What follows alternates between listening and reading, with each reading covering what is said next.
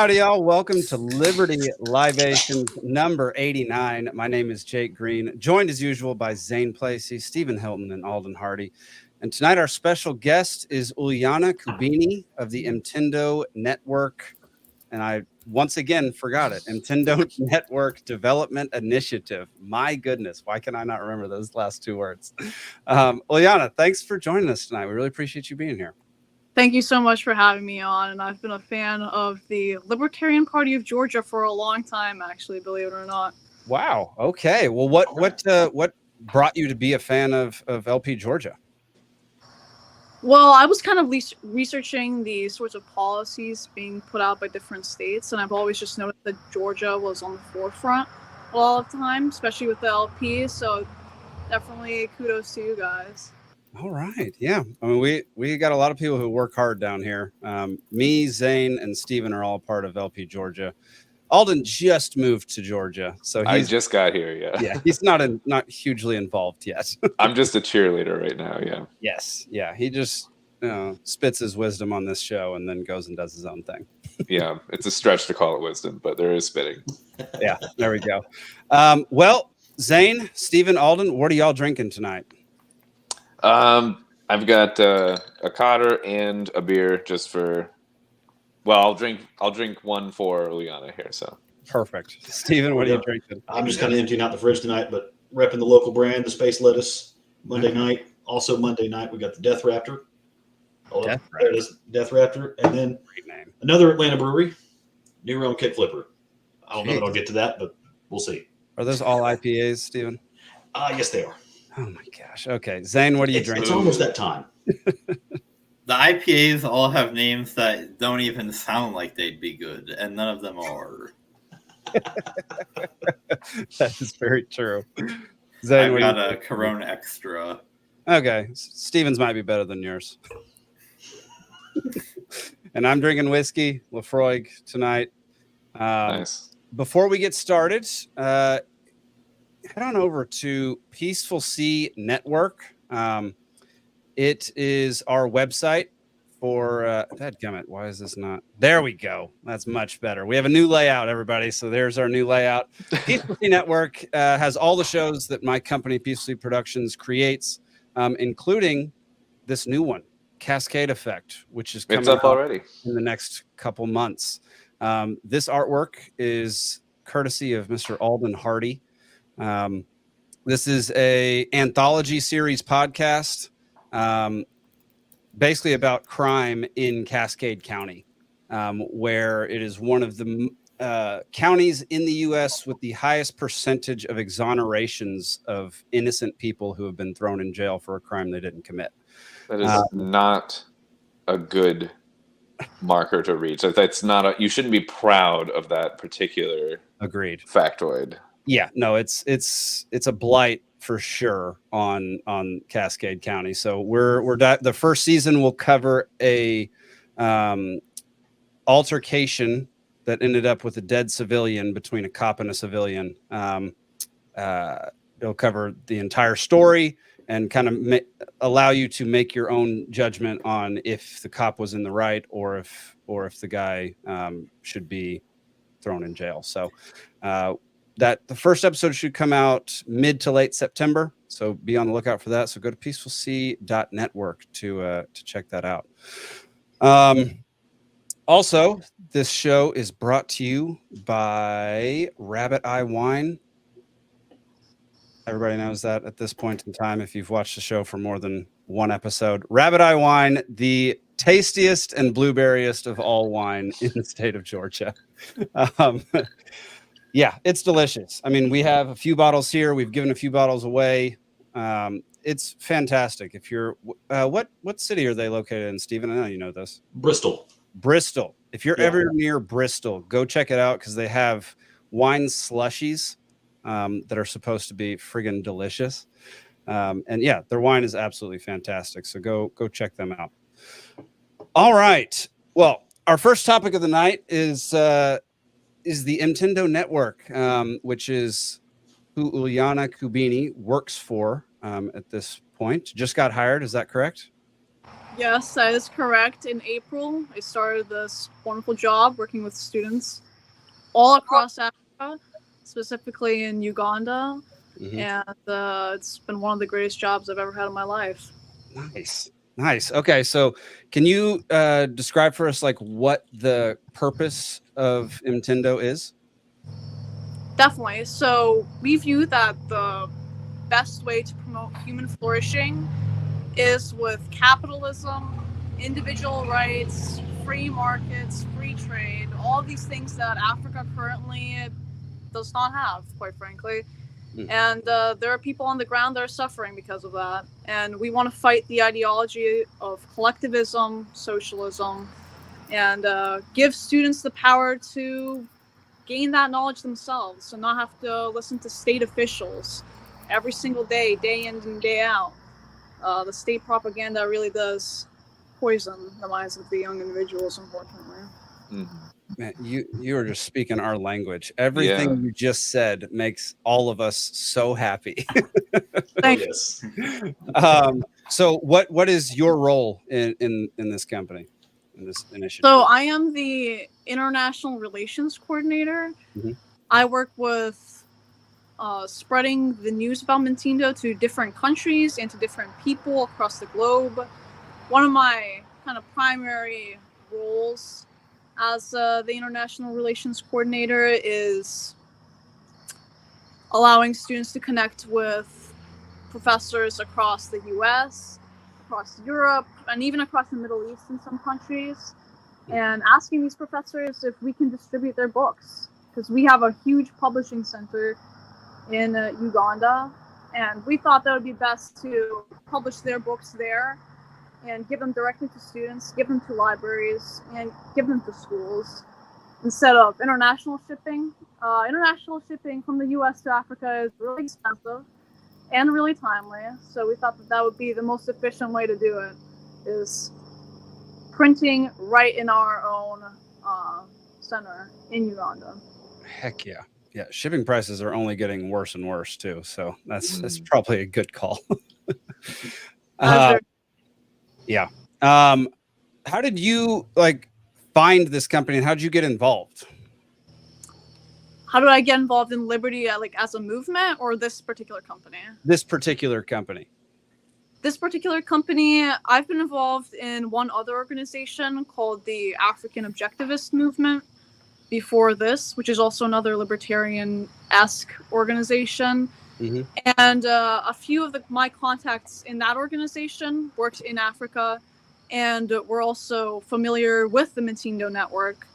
And through there, I started to talk to several leaders in the Mtindo Network and got to know them pretty well, got to see what they were working on and see the outreach that they've been doing. And I decided that I want to get involved in this other organization as well. Reached out to them. I had no idea what they were going to say because I'm from a completely different country. So you never know what's going to happen when you're working internationally. But they were so excited to have someone abroad represent them. And just that excitement is just palpable, you know. We went on a Zoom call, kind of like this, but on a different platform. And everyone was smiling. People actually started, throwing lots of thumbs up and showing a real love of America, which is kind of interesting because a lot of the time you hear in the media that there's a lot of animosity towards America in some of these nations, which is not true. Some of these people really deeply value Western ideals, deeply value capitalism, especially once they learn more about it, once they get the opportunity to reach out to people abroad. And it's just been an honor working for them. Wow, that's pretty amazing. Yeah, do y'all have any questions for her so far? I was wondering how common it is for someone like yourself or a company that does this kind of work to share your beliefs on things like capitalism and being less in the concept of the state and socialism and things like that. So a lot of the other NGOs, because there are other NGOs and similar kind of groups that exist, they kind of peddle the Keynesian ideals more so, because that's the standard kind of ideology. Even in America, that's the standard ideology. And they give that to students there, and it's not very inspiring to be told that you have to rely on the state. You have to just kind of shut up and listen to your leaders, especially when your leaders are as oppressive as the African government leaders can be. It's not very inspiring. It doesn't lead to any change. But when you listen to someone like Milton Friedman or Murray Rothbard, even Friedrich von Hayek, all of these great economists, those people actually have the ability to energize young people and to genuinely create change, not just in the US, but abroad, in Africa, in the Middle East, in Eastern Europe. That's how the real change happens. And so I'd say it's not very common to have someone truly standing up for capitalism and truly standing up for individual rights in this kind of organization. That was what I was afraid of, but good on you then for taking that particular stand. I appreciate it. Yeah, and you said that you've been welcomed, and everybody on your initial Zoom call was all smiling and happy to be there. I imagine that isn't always the case, because I've seen instances where people, if you go to another country or another place, another state, what have you, people kind of resent the fact that you're there to try to fix their society. Have you seen any of that so far? There definitely can be. There can be the idea that like America and Western colonialism has made Africa poor. And that's kind of the standard idea that a lot of students do have. That is true. But when they are exposed to an alternate viewpoint, like there's a great economist, George Ayitene, I believe his name is, and he was all about freedom and capitalism and arguing about whether it's colonialism or socialism that makes Africa poor. And through his work, he created a group of African students called the Cheetah Organization with Students for Liberty that he taught all about economics and all about more Western ideals, and how this myth, this ideology that's pushed onto African students and students all across the globe, that's the colonialism that robbed you, not the socialism of your leaders. He said that the reason that Africa is poor today, and that the reason that our independence hasn't led to our prosperity, is because of those policies that our leaders are embracing. We can't just point at the US and the UK for hundreds of years, because that's never going to lead to any progress. Right. Yeah. The ownership. The communist academics have done a really good job of conflating, actual colonialism, which is, perpetrated by governments, with what they've termed neo-colonialism, which is just when private companies come over, and sometimes they do make shady deals with the government that's there, but a lot of the time they're just trying to, establish their business in whatever developing country it is. And the communists will be like, oh, this is so exploitative, and they're keeping all these people down, when really they're, providing the jobs that have been most responsible for lifting a lot of Africans out of extreme poverty. Yeah, that's exactly right. I mean, I couldn't say it any better. You can see in Hong Kong, too, Milton Friedman's favorite example of how free enterprise lifted a tiny fishing village out from poverty into one of the greatest and most prosperous countries in all of Asia. Same thing that we're seeing in Africa, hopefully soon. Actually, in Rwanda, they recently introduced some more liberal, economically liberal policies, and we've already started to see growth in Rwanda. So we're hoping that we see that spread to other countries in Africa as well. Wow. How many countries do y'all operate in right now? We mostly operate in Uganda. That's our prime country, where almost all of our founding leaders are from Uganda, live in Uganda.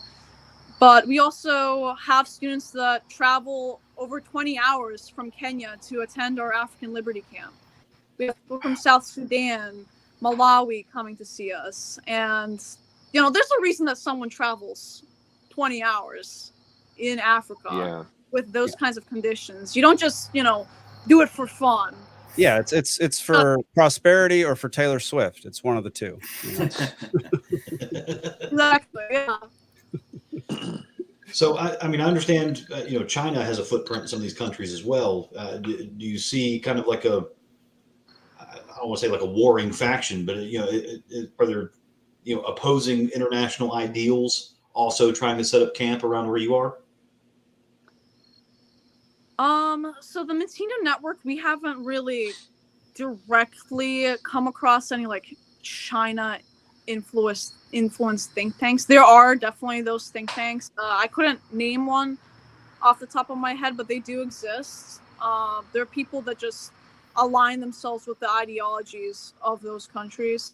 And a lot of I believe that China, Russia, these more authoritarian nations kind of weaponize that idea of the U.S. representing colonialism, the U.S. representing exploitation, to lure African leaders, and not just leaders, but African students, into believing that, well, maybe the socialism and the communism that, you know, authoritarianism that China and Russia and Iran represent, maybe that's actually not so bad. But it always ends very poorly, not just for the economies of the countries, but for the poorest of the poor, it always ends up being a tragedy. Yeah, oh, absolutely. So with the printing press, I mean, obviously you're going to run into some trademark issues. You know, if it's a published textbook through, you know, one of our big conglomerates over here, like, you know, Hilton Mifflin, or, you know, one of those big people. So I guess you're dealing directly with published professors where it's their book, they own the rights to it. I mean, what kind of subjects have you scored so far, and you know, how are you having success with that? Definitely. So to that, like you said, the majority of the time we work directly with the professor or with the writer. But recently we have gotten the American Enterprise Institute to approve us to print one of their books. So we do occasionally work with pro-freedom publishers to promote those kinds of books. But for example, there's a lot of material available on the Foundation of Economic Education website that is for free. We use a lot of that.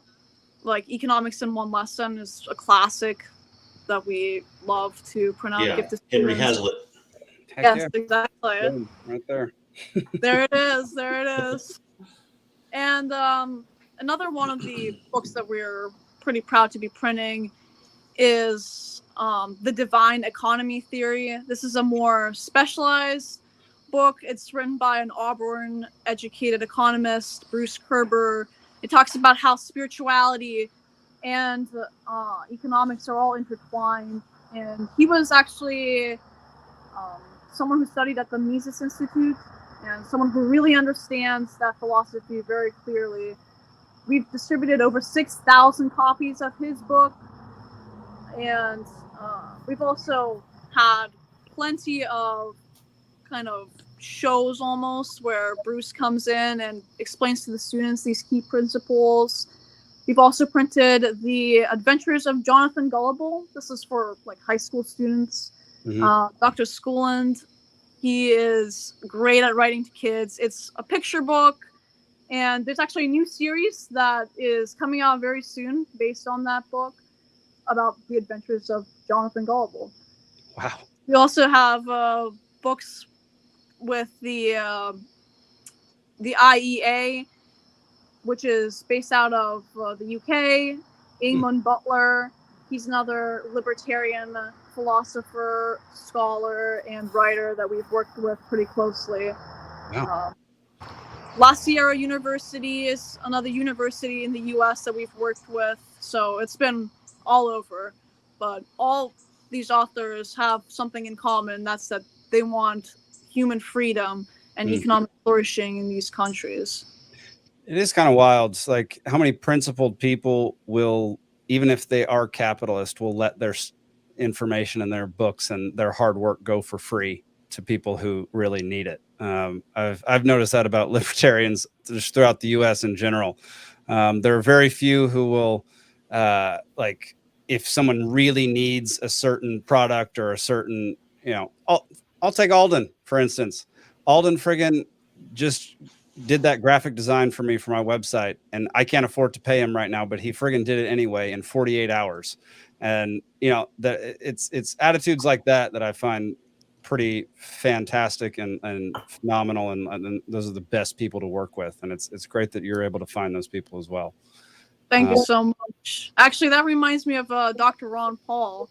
I remember him talking about health insurance and how in a libertarian society, would we just let the people die, if they didn't have health insurance? And he said, absolutely not, because for almost all of human history, leading up to the state taking over healthcare, it's the church and private charity that always stepped in, and people were a lot more giving when they don't have, 30, 40, 50% of their tax dollars going to the state to fund things that they might not even agree with.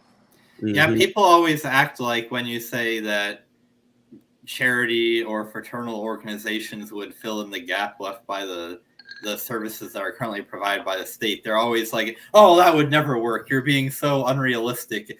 And they completely ignore the fact that that's exactly what actually happened for almost all of human history. Yeah. So it's like we've got all this boatload of empirical evidence that it actually does work. Well, yeah, but people don't thrive off empirical evidence, Zane. Like, it's just not how things work. Like, if they can't remember it in their lifetime, they don't think it exists. Like people don't see history as something that actually happened. They just see it as a bunch of stories that they can't actually relate to. And so that's one of the biggest challenges with trying to prove an idea or prove something based on historical evidence before anybody was, if it happened before somebody was born, or if they weren't even in the same country. Like, you can show all these countries that went socialist, went communist, and went down a horrible path. But if somebody wasn't there to experience it, or their parents weren't there to experience it, they're not going to listen to anything you have to say most of the time. It's like there was some Polish organization. I don't know if it was the Polish government post USSR or some other Polish organization, but they created like Communism the board game in an attempt to teach all of their young students that weren't alive for it just how bad communism is. That's a good idea. Nobody forgets. Yeah. But I did have another question for you, which is I'm curious to know how your organization or just African business in general was impacted by all the COVID lockdowns, because I did hear one story of, I think it was Malawi, attempted to put in some really draconian lockdowns, and they had to take them away because all the people revolted. Because, if you try to lock down the U.S., obviously it's going to screw over a lot of people and a lot of businesses. But if you try to lock down, the people of Malawi, they will literally starve if they can't go to work. And so that was what the incentive they needed to actually rise up and revolt against the lockdown. So I was curious to know how African business reacted to all that. Yeah, so I joined after COVID, but I have heard several stories related to COVID and businesses in Africa. And it's basically exactly what you said. The business leaders and even just the regular people who you might not think of them as being substantially impacted by these policies, but they really are. Even the average person just living their day-to-day life, wanting to go out there, find a new job, even an entry-level job, is so much better than the alternative in Africa. Because here in the U.S., we have a welfare system that is well, there's a lot of problems with it, but in Africa, that's nicely said. Yeah, multiply tenfold or hundredfold, and it's completely destructive there. So when you're not able to go out there and find a job for yourself, it is literally you starve or you die. So when these authoritarian governments come in there and they say that you have to obey the law, these people stand up for their rights. Actually, just a few weeks ago, this isn't particularly related to COVID, but just corruption in general. Mm-hmm. Over 45 people, I believe, were arrested in Kampala, Uganda, the capital, for protesting against the corrupt government there, because they've Wow. instituted all kinds of corrupt laws and draconian laws. So these people will fight, genuinely, and that's one of the most inspiring things about the people of Uganda and the people across Africa is they take freedom seriously. And I feel like a lot of the people in America might not know that, and that's a real shame. I think I remember hearing stories about it was the Bill and Melinda Gates Foundation, and I believe Uganda was one of the first African nations to kick them out. You know, because first they show up with clean water and mosquito nets, and then after they're there for about 6 months, they're talking about it's okay to be gay, have an abortion. You know, let's let your kid get a sex change, and giving them bad vaccines. Was like, no thanks, get out. Yeah, but people there stand up for their values, which I respect them for that. Mm-hmm. I think things go in cycles for a reason, and we were just kind of talking about like generationally, like if you know your mother or your grandfather or someone like tells you like, no, this doesn't work, we lived through that, you know. I think there's a reason why things move on, like kind of like Plato talked about this, like the turning wheel of different like styles of government and things like that, because people after a while you forget and you're like, hey, what about this new idea, like that should work, and it like has already happened and we have records of it not working, but we don't, like a living generation doesn't have a memory of that. And I think that the smaller example, even just what you're talking about with, you know, people in these countries, they, you know, they would starve if you took away their job, and they would, and it's just like there's such it's a more dire, and everything is just, it has just such a different flavor. And we're living in the same time, but in America, I think that sometimes we just live in la la land a little bit, and we are just more detached and removed from some of these like real necessities, and we can be fed these like propagandized ideas of like, no, it's great to do this way or that way. And sometimes it's nice to look at a nation that is just like, I don't know, like living in a different way and stripped down of some different like sold different ideologies, and watching them and how much they will, like you said, drive 20 hours to get to a place because they believe in it, or like willing to be arrested to have their voice heard that something is unfair. And I don't know, I just like, I feel like we're missing that a little where I've lived in my life for the most part. I don't think people have the same like gusto about it. Mm.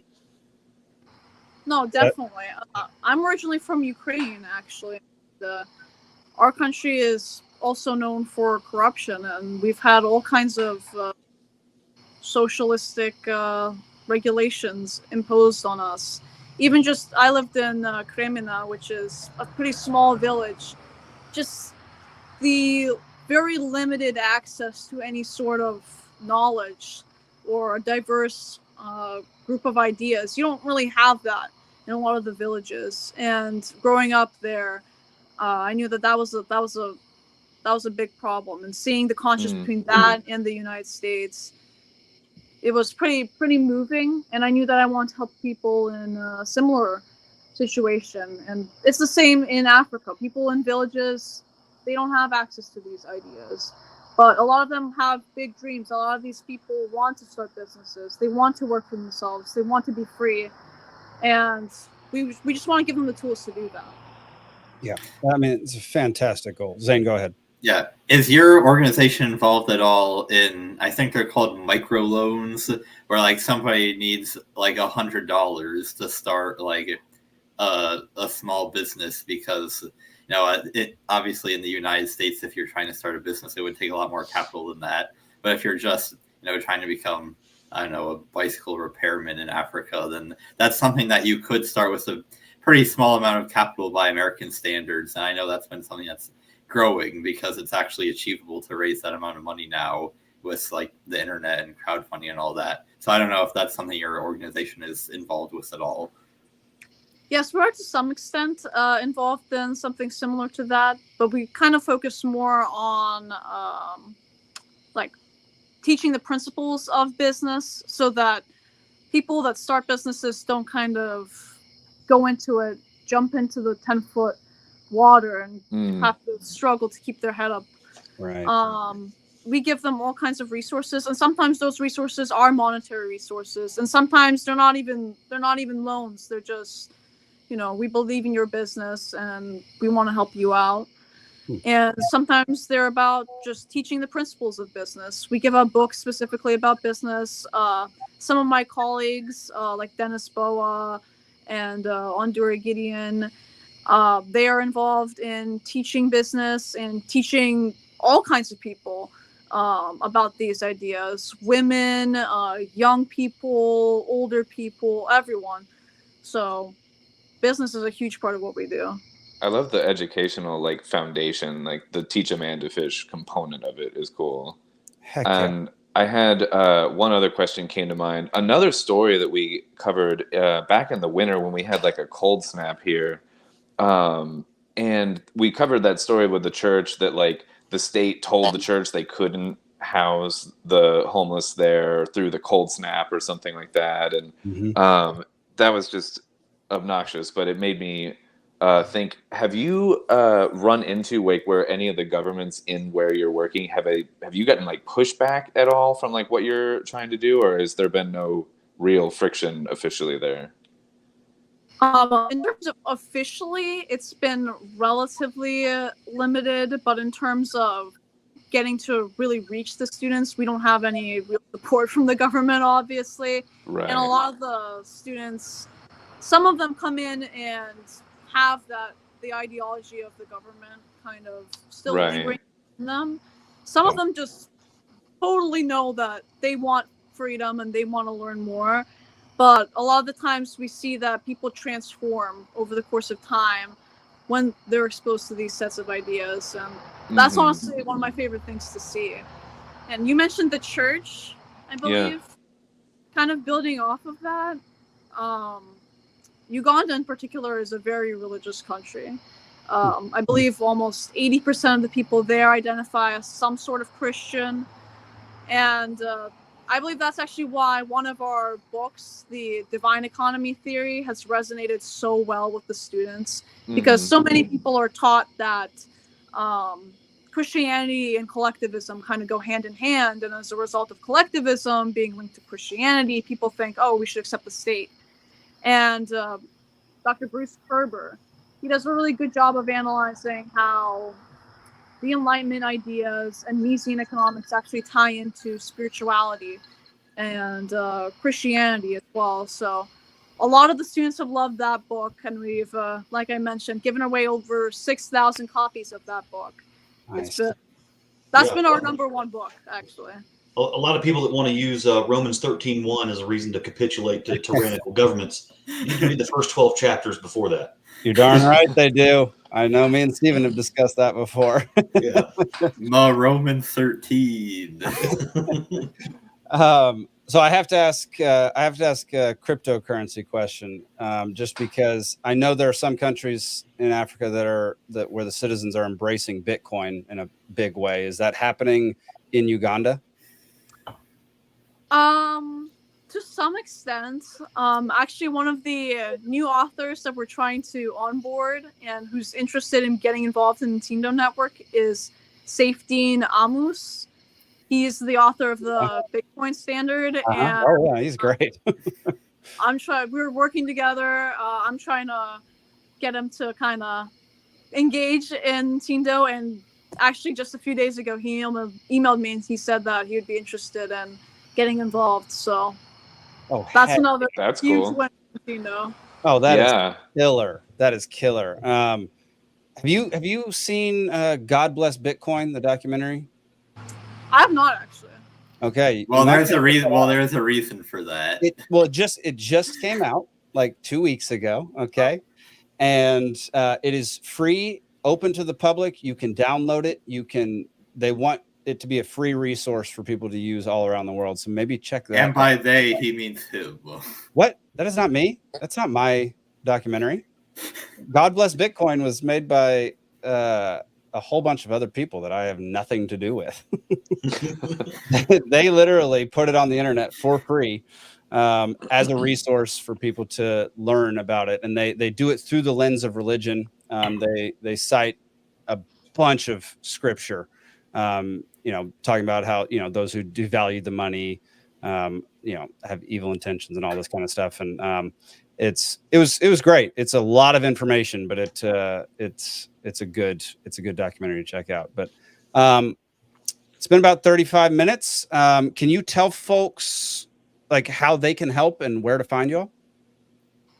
Absolutely. So one of the ways you can help is just by sharing that we exist. We always love to see people in America or Europe or just anywhere across the world engaging with us and engaging with our students. Interact with us on Facebook or on LinkedIn, Twitter. We have all those applications. And if you're an author or someone that's interested in writing any kind of libertarian research or literature, you can head on to the Mtindo website and reach out to us. There's also, if you would like to be a donor, we appreciate that tremendously. All of the money will be going towards advancing liberty in Africa. And our website is, I believe, broadcast on the screen right now. Yes, it is. So that would be the website to go to. And there's a contact feature there. There's a lot of free resources. If you're interested in reading the book that I mentioned, The Divine Economy Theory, which builds on Misesian economics from like a spiritual perspective, that's there. And a lot of the other literature that we share to students in Africa is there also for free in PDF format. Wonderful. Well, Nice. Ulyana, huge fan of what y'all are doing. I'm so glad you reached out. You reached out through email, and I honestly had never heard of this organization. I'm very glad that you reached out and came on the show. Appreciate it. Thank you so much for having me. And there will be people from Mtindo and from Uganda that will watch this episode. That's for sure. Love it. That's great. Love it. Yeah. The more we can help spread liberty and spread ideas and help people get their message out into the world, the happier I am, because that's kind of the point of this entire show. And if we stop doing that, then I'm going to quit. So, but yeah, Ulyana, thank you so much for coming on. I'm going to rip you out of the stream now. So yeah, you have a great night. Have a great Cheers. night, everyone. Good to meet you. Thank you. Good luck. Good to meet you. All right, y'all. That was Ulyana Kubini. That was fantastic. Yeah, it was cool. Her organization is friggin' sweet. I love that she's a fan of LP Georgia. Whoops. There we go. Sorry about that. Yeah, I love that she had already found LP Georgia prior to. Specifically LP Georgia. That's cool. She was posting this on Facebook. I just followed her while she was telling us how to find her. Nice. And yeah, she was letting the world know she's on the show tonight. So Heck yeah. That's amazing. She lives right now. I think she lives in Pittsburgh, is what she was saying. And she'll be on the ground. Yeah, exactly. She'll be on the ground in Uganda. I think is what she said sometime soon, but I don't remember what she said about that. Well, yeah, y'all go check out their website. She was calling it Mtindo, which I guess I should have learned the actual pronunciation of it. My bad. I was just like Nintendo, you know. Rhymes with Nintendo. Yeah. We should have asked her what Mtindo means. Oh yeah, we probably should have. Maybe if I stick it into Google Translate, we can figure this out. Yeah, we probably can. I'm not going to do that right now, though. Y'all can go do that. It's a quick Siri translation, so just go ask Siri. Well, y'all, let's see. Who here has watched any of the Democratic National Convention? I have taken pains to avoid it completely. Yeah, I'm with you, Zane. It has been an absolute. I respect myself too much. My face hurt from laughing. I had to take an ibuprofen because I was laughing. Dude, I keep seeing all these videos on YouTube saying highlights from the DNC, and I watch the highlights, and I'm like, nothing about this is good for humanity or just good speaking. Like it all. So we're gonna watch a few things from it. And we're all gonna laugh and we're all gonna enjoy it. And we're gonna cry. We're gonna hurl. We're probably gonna cry a little bit on the inside. Well, we're gonna cry when they win, for sure. Gonna cry when they win. All right, this is breaking news, by the way. Okay. Mtindo is Swahili for style. Style. I don't know if that's a mistranslation, aka fashion or medium. We'll have to have her on again to We'll ask her. translate. Yeah, well, None of those really make any sense, though. yeah, let's bring her back on real quick. Yeah. All right. Well, this is one of the more ridiculous interviews from the DNC. So here we go. What brought you out here today? No, listen. My name is Noah Shorts. I use he/they pronouns. Like, I'm just really excited that we have like the first Black woman that could be the president of the United States. And you know, like my wife, right? We're in a polyamorous relationship. The lover that my wife took is African American, and like I've learned so much about the struggle that people of color go through as a result of my wife's boyfriend. And so I'm excited to really do my part. My wife's boyfriend. Marginalized communities, and like the best way to do that is to get the first woman of color to be the commander-in-chief, and I'm really excited. I'm so pumped. Is this a troll? This has to be a troll. I was wondering. I thought that it was real until he said my wife's boyfriend, which is a well-known troll that Alden uses. But now, like, you know, we get to really make history. We have, you know, like I said, we have the first woman of color to be president of the United States. And, like, our country was founded on the values of diversity, equity, and inclusion. And in Kamala Harris, there's nothing embodies those values more than a Kamala Harris presidency. So I'm pumped. Like, I'm ready. You know, I am so excited. I'm a proud white dude for Kamala Harris, baby. Let's go. Woo! Proud white cuck for Kamala. At a Democratic event like I love Kamala because my wife's boyfriend is Black. This is amazing, you know, like. Okay, that's about all I can do from him. Look, I'm getting troll vibes from this video. But so how crazy is it that you can't tell if it's a troll or not? That is a great question, honestly, like, or a great observation here. That's the joke in and of itself. Yeah. Also, because Matt Walsh has been cited at the DNC wearing a Kamala hat with a fake beard and fake hair. So like there are people there. There are actors. But like you're saying, when you can't even tell, it's like a parody of a parody, parodyception. It's just like man, I don't even know what world we live in anymore. It's utterly painful, dude. Like that entire first 45 seconds of that, you're like, this isn't a human being. It's like an SNL sketch if SNL were able to do that. How does it keep getting worse? it kept getting worse, man. It was. We should make T-shirts. My wife's boyfriend for Kamala. Oh my god! But then people won't know it's a joke. Like, right. So maybe we should. We'll have the little Rasta hat on it. We have to. Yeah. Yeah. It'll be like right on the shoulder, like right here, just covering part of the letters. Yeah. Oh man. All right. Well, here's something that actually is 100% real, confirmed, actually happened. Here we go. This is dang.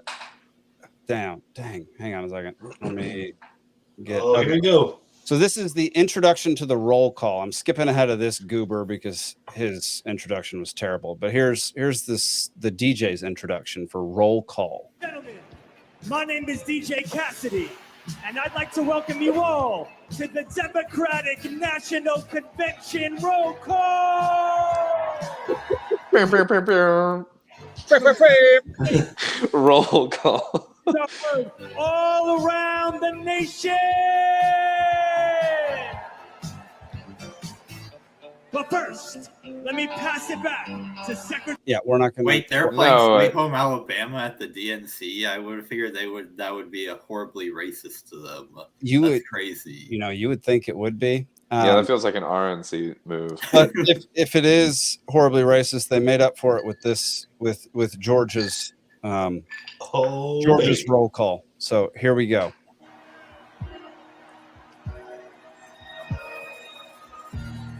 Georgia, how do you cast your vote?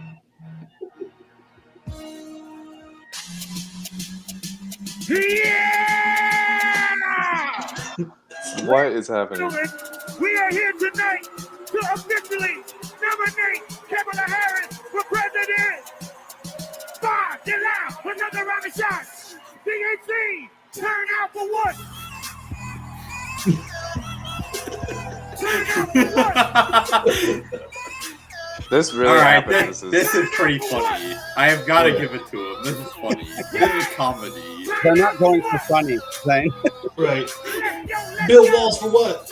They're definitely getting a strike for this. Everybody get your hands up. Demonetized on YouTube. Everybody get your hands up. Oh. Everybody get your hands up.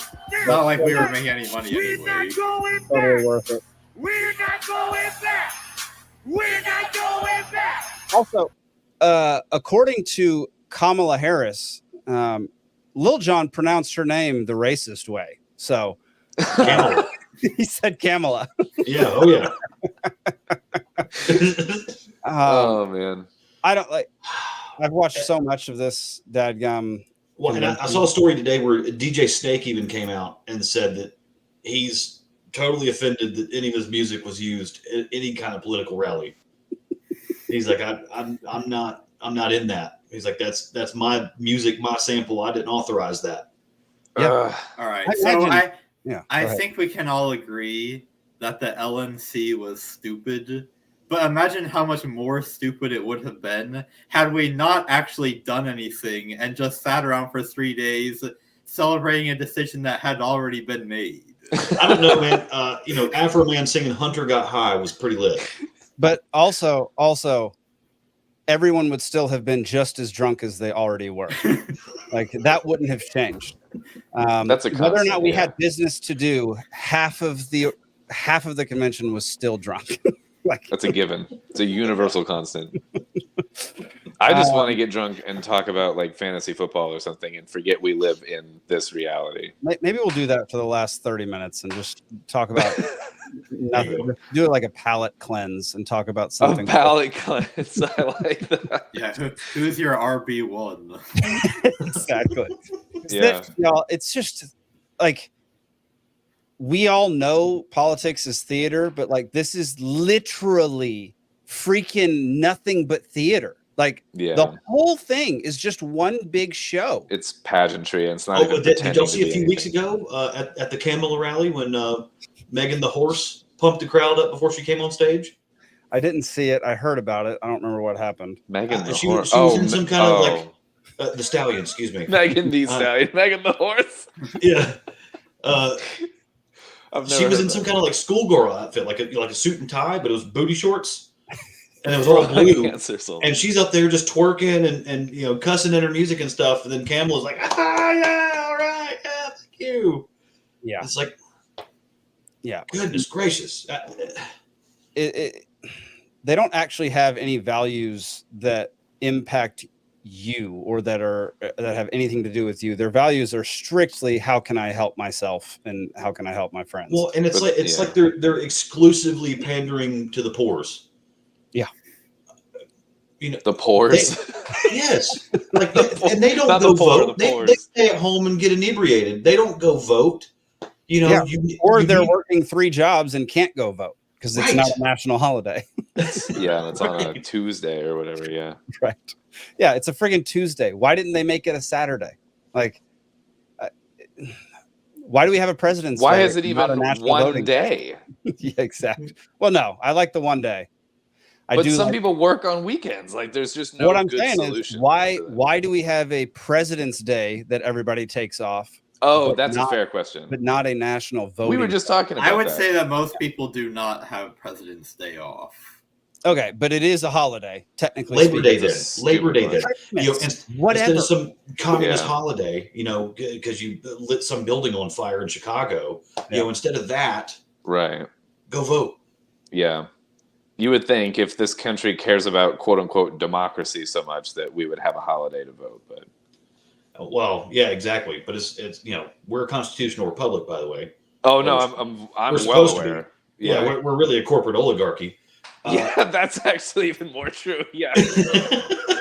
Oh man, I don't have enough drinks. You gotta tune in live real quick. Oh yeah, it's happening live at the DNC. Dang, Milli Vanilli's gone downhill. Someone's drumming. They in found a way to upside make down. it. They found a way to even make drumline gay.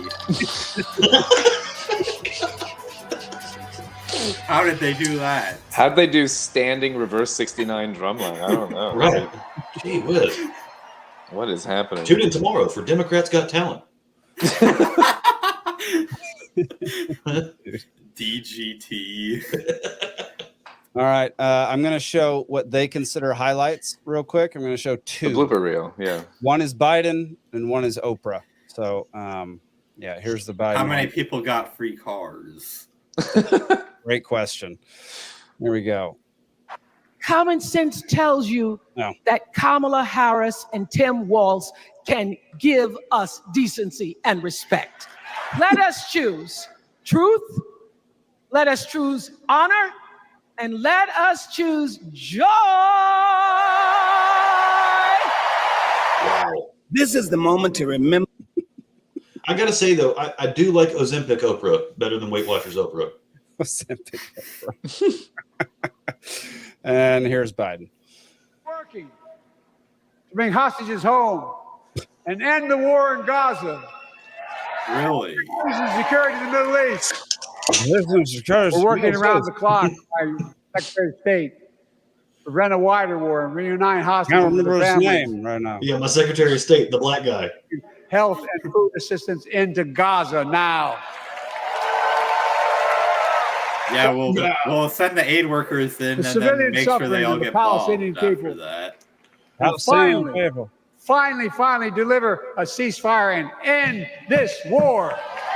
So those protesters out in the street, they have a point. Couldn't he have ended the war like 15 times already by just not funding any Not of it? funding it? Yeah, exactly. Yeah. That was going to be my exact point. Right. If any of the people that are really like, I know the Democrats know they have a problem on their progressive wing with people that are legitimately upset about the Palestine stuff. And if any of them fall for what he just said, they are idiots. Yes, 100%. Hannah mentioned something interesting. She said, did y'all see the pic of the note Oprah wrote Trump in 2000 that said, too bad we're not running for office. What a team. Holy crap. I wonder if is that real, Hannah? Can you find that and post it somewhere? Or At just the end of the text day, it to me? game recognizes game, right? That is. Can you imagine a Trump Oprah ticket? You go to jail for voting against it. Well, who's the president in that scenario? Is it going to be Oprah? Or is it going to be Trump? Maybe she didn't say to like leave it in each of their egomaniac imaginations that they're on the ticket. Yeah. Yeah. Co-president, yeah. Yeah, it'd be fine because both their egos would clash so much, nothing would get done, and it'd be fantastic. Yeah, they would implode from the inside. They would actually leave us alone for a while. Yeah. Yeah. Let's see. Hannah just sent it to me. Let me download it real quick. She looks good, though. I don't feel like she's aged in the last 20 years. Well, that's Ozempic for you, man. That's plastic. Is that what's going on? That's right. Ozempic and plastic surgery. And so does she have like the money for that, though?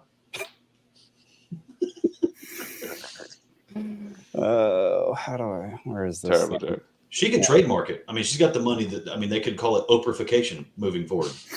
Oprahfication. It's the Ozempic, is that? Yeah, right. Here window. Here it is. Which, by the way, has a 45% increased rate of suicide. New study just dropped in JAMA this week. 45? Yes. 45 British what? Medical Journal did a comprehensive study of semaglutide and one of the other glutides. Yes, you'll lose weight quick, but you might want to kill yourself.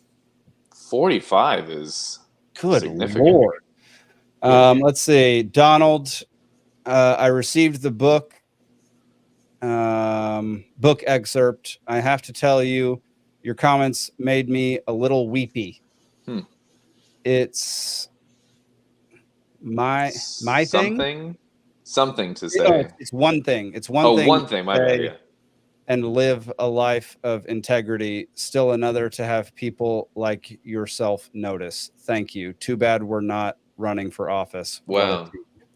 Wow. Yeah. All right. And it's on her letterhead, so it's official. It's on her letterhead. You definitely can't take that. Yep. Even AI hasn't figured out how to fake that. A logo on white paper. We don't have the technology. Yeah, I mean, even Obama's birth certificate crew said, "Yep, that's real." Mm-hmm. I've been incredibly underwhelmed. It's incredible to watch how many lies Trump tells on stage and how many things that he says that he can't actually accomplish because he won't actually have the authority to accomplish them. But then to watch Kamala Harris speak on stage at the DNC and promise, I mean, every word out of her mouth was something that she has no control over once she gets into office. Price controls on groceries? It was astounding. Like, are you trying to nationalize the food market? So you see, we all see the 18-wheelers for the company U.S. Foods. Like, imagine that's actually U.S. Foods, because after they collapse the market, that is the government food truck. Holy cow, we would starve. This is really a reflection of how economically illiterate the American people are. Because I'm sure that Kamala Harris and her advisors are well aware of all the issues that price controls cause. But the only reason she's saying it is because it's popular. And the only reason that's popular is because the American people are economically illiterate. Yep. That is 100%. And they're economically illiterate because they went to public schools. Yeah. Yep. Huh? Well, hey, just wait till U.S. Foods gets nationalized, and then there's saltpeter and everything. That'll really cut down on that birth rate. Hey, if you don't need to have babies anymore, we're importing the babies from south of the border now. What the frick is saltpeter? I think it's what the military uses to gunpowder. No, it deadens your sex drive. What? Like the Marine Corps, when you're in basic training, they put saltpeter in the eggs. Really? Yeah. What? Well, that makes sense. Yeah, I mean, that makes sense in that scenario. I knew the military used it, but I thought it was a bunch of dudes sharing a bunk for 3 months. Nothing happens. There's medication involved. Interesting. Interesting. Okay, so, I got to look into that. So if you get like performance problems, then you can call it "I've got a saltpeter." Yes. That's so good. Oh. Which also, if your performance is through the roof, then it's assault Peter. Assault Peter. Yeah. That's so if good. I punch Peter in the face, did I assault Peter? More like soft Peter. There you go. Pretty much. Yeah. Let's see. Some quack says potassium nitrate. Most people don't use it to cure it anymore, but it's still legal to use. Yeah, that's what I'm reading, is that it's like for preserving food, but like a pretty weird way. Probably an older way where that was, or somewhere where that was the only resource. Before we discovered that there's just salt. Yeah. Yeah. Good old sodium. This new discovery of sodium. Yeah. Yeah. Most use sodium nitrate or nitrite. There you go. That's how bacon is made right there. Fill in the chest. Yeah. Heck yeah. Does anybody else got anything to say about the DNC before we move on? Because nothing good. I've got nothing else to show. Well, I mean, the entertainment sounds like it was a little better, aside from whatever drumline that was. That was crazy. But the RNC had Kid Rock. Which he was cool 15 years ago. He's definitely no Keith Richards. He's starting to age a little bit. Yes. Dads love him, man. I don't know. Dads love him. Yeah, just wait till white dudes for Kamala get a load of Kid Rock. They'll change immediately. Yeah, well, I got to tell you, my husband's boyfriend really loves Kid Rock. My wife's boyfriend loves Kid Rock. Gosh, that poor quote unquote man is just so depressing. I'm telling you, it's a troll. There's no way it's a real. Dude, it reads like one. I don't know what to believe. Gosh, if it was a troll, his pauses and like the times where he couldn't remember or couldn't think of something to say made it feel very real. And that what he did was either outstanding acting or it's actually a real human who. Either way, I love that he was like never addressed as or with a pronoun, and he blasted it as a my name's whatever and my pronouns are this, that, or the other, and then went into his whole thing. Like, if you're getting a blip interview at a place, like, do we need to know that? Like, Zach says 100% a troll. Can you prove that? Zach thinks it's a troll. Is that just his theory, or is he hearing that this is like? We're gonna see if he comments again. I just hate that we live in the world where, like, he says he later talks economics and makes sense. Huh.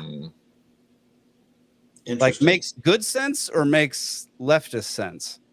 Well, there's no such thing as leftist sense, so it can't be that. That's fair. That's fair. Okay. Well, either way, the fact that happened on the floor of the DNC is freaking hilarious. Yeah.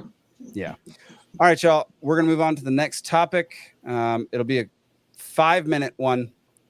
Happy birthday, Mr. Ron Paul. His birthday was 2 days ago.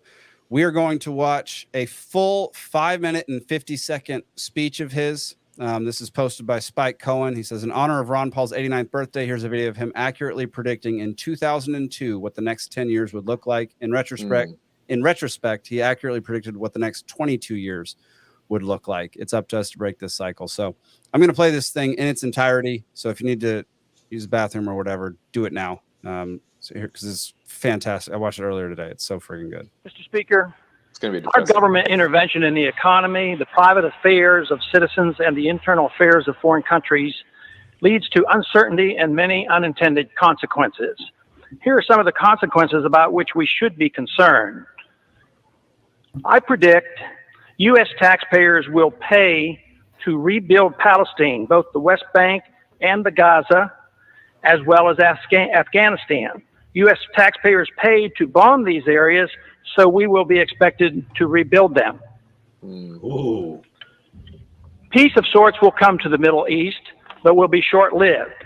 There will be big promises of more U.S. money and weapons flowing to Israel and to Arab countries allied with the United States. U.S. troops and others will be used to monitor the peace. In time, an oil boycott will be imposed, with oil prices soaring to historic highs. Current Israeli-United States policies will solidify Arab Muslim nations in their effort to avenge the humiliation of the Palestinians. This will include those Muslim nations that in the past have fought against each other. Some of our moderate Arab allies will be overthrown by Islamic fundamentalists. The UN will continue to condemn through resolutions Israeli-U.S. policies in the Middle East, and they will be ignored. Some European countries will clandestinely support the Muslim countries and their anti-Israel pursuits. China, ironically assisted by American aid, much more openly will sell the militant Muslims the weapons they want and will align herself with the Arab nations. The United States, with Tony Blair as head cheerleader, will attack Iraq without proper authority, and a major war, the largest since World War II, will result. Major moves will be made by China, India, Russia, and Pakistan in Central Asia to take advantage of the chaos for the purpose of grabbing land, resources, and strategic advantages sought after for years. The Karzai government will fail, and U.S. military presence will end in Afghanistan. An international dollar crisis will dramatically boost interest rates in the United States. Price inflation with a major economic downturn will decimate U.S. federal government finances and exploding deficits and uncontrolled spending. Federal Reserve policy will continue at an expanding rate with massive credit expansion, which will make the dollar crisis worse. Gold will be seen as an alternative to paper money as it returns to its historic role as money. Erosion of civil liberties here at home will continue as our government responds to political fear in dealing with the terrorist threat by making generous use of the powers obtained with the Patriot Act. Many American military personnel and civilians will be killed in the coming conflict. The leaders of whichever side loses the war will be hauled into and tried before the International Criminal Court for war crimes. The United States will lose the war, but neither will we win. Our military and political leaders will not be tried by the International Criminal Court. The Congress and the President will shift radically toward expanding the size and scope of the federal government. Yeah. This will satisfy both the liberals and the conservatives. Military and police powers will grow, satisfying the conservatives. The welfare state, both domestic and international, will expand, satisfying the liberals. Both sides will endorse military adventurism overseas. This is the most important of my predictions. Nostradamus is just dropping some quatrains to prevent all of the previous predictions from occurring. Unfortunately, that will not occur. In due course, the Constitution will continue to be steadily undermined and the American Republic further weakened. During the next decade, the American people will become poorer and less free, while they become more dependent on the government for economic security. The war will prove to be divisive, with emotions and hatred growing between the various factions and special interests that drive our policies in the Middle East. Agitation from more class warfare will succeed in dividing us domestically. And believe it or not, I expect lobbyists will thrive more than ever during the dangerous period of chaos. I have no timetable for these predictions, but just in case, keep them around and look at them in 5 to 10 years. Let's hope and pray that I'm wrong on all accounts. If so, I will be very pleased. Wow. Man. Hashtag Ron Paul was right. Yeah, man. Ron Paul was Again. Rudy, man. Like, unbelievable. God damn it. Yeah. Let it not be said that no one cared, that no one objected once it's realized that our liberties and wealth are in jeopardy. Ron Paul. There you go. Yeah. Yeah. That was depressing, but also really impressive. Yeah, it was very impressive. Well, you know, if you read any of his books too, I mean, he was pen pals with all the Fed chairmen. You know, he and Greenspan used to gut check each other. I mean, it was his career goal to have the Fed audited. Did you say they would nut check each other? Gut check. Same thing, sure. Yeah. Well, no saltpeter in Congress. That would be a congressional hearing we would all have to watch. Oh, that's so good. Yeah, but they would mentally spar with each other through letters they would send back and forth, and then he mentions them in his books too. And it's when Greenspan comes back, it's polished, but it's gobbledygook. You know, at least what Ron Paul is saying is just sound stuff of like, hey, can you tell me X plus Y does not equal Z? And then, you know, Greenspan will give two pages back of nothing. A squared plus B squared equals C squared. That's right. Exactly.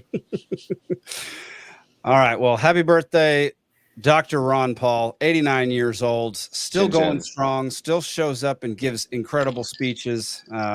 Still putting out weekly newsletters. Still putting out. He's still on a show like 3 times a week. Unbelievable. Yeah. Dude, is he still predicting? He might have had a stroke a couple of years ago on camera. Like, still going strong from that. Yeah, and Mitch McConnell died within like 3 days of having his stroke on TV twice. And by died, I mean his political career. I was about to say like he died, but no, he did. Right. Okay. He didn't. You actually had fooled me saying that he had died and I had missed it. I had to think about it for a second. Yeah. Should have kept that going. That would have been great. All right, y'all. It's that time.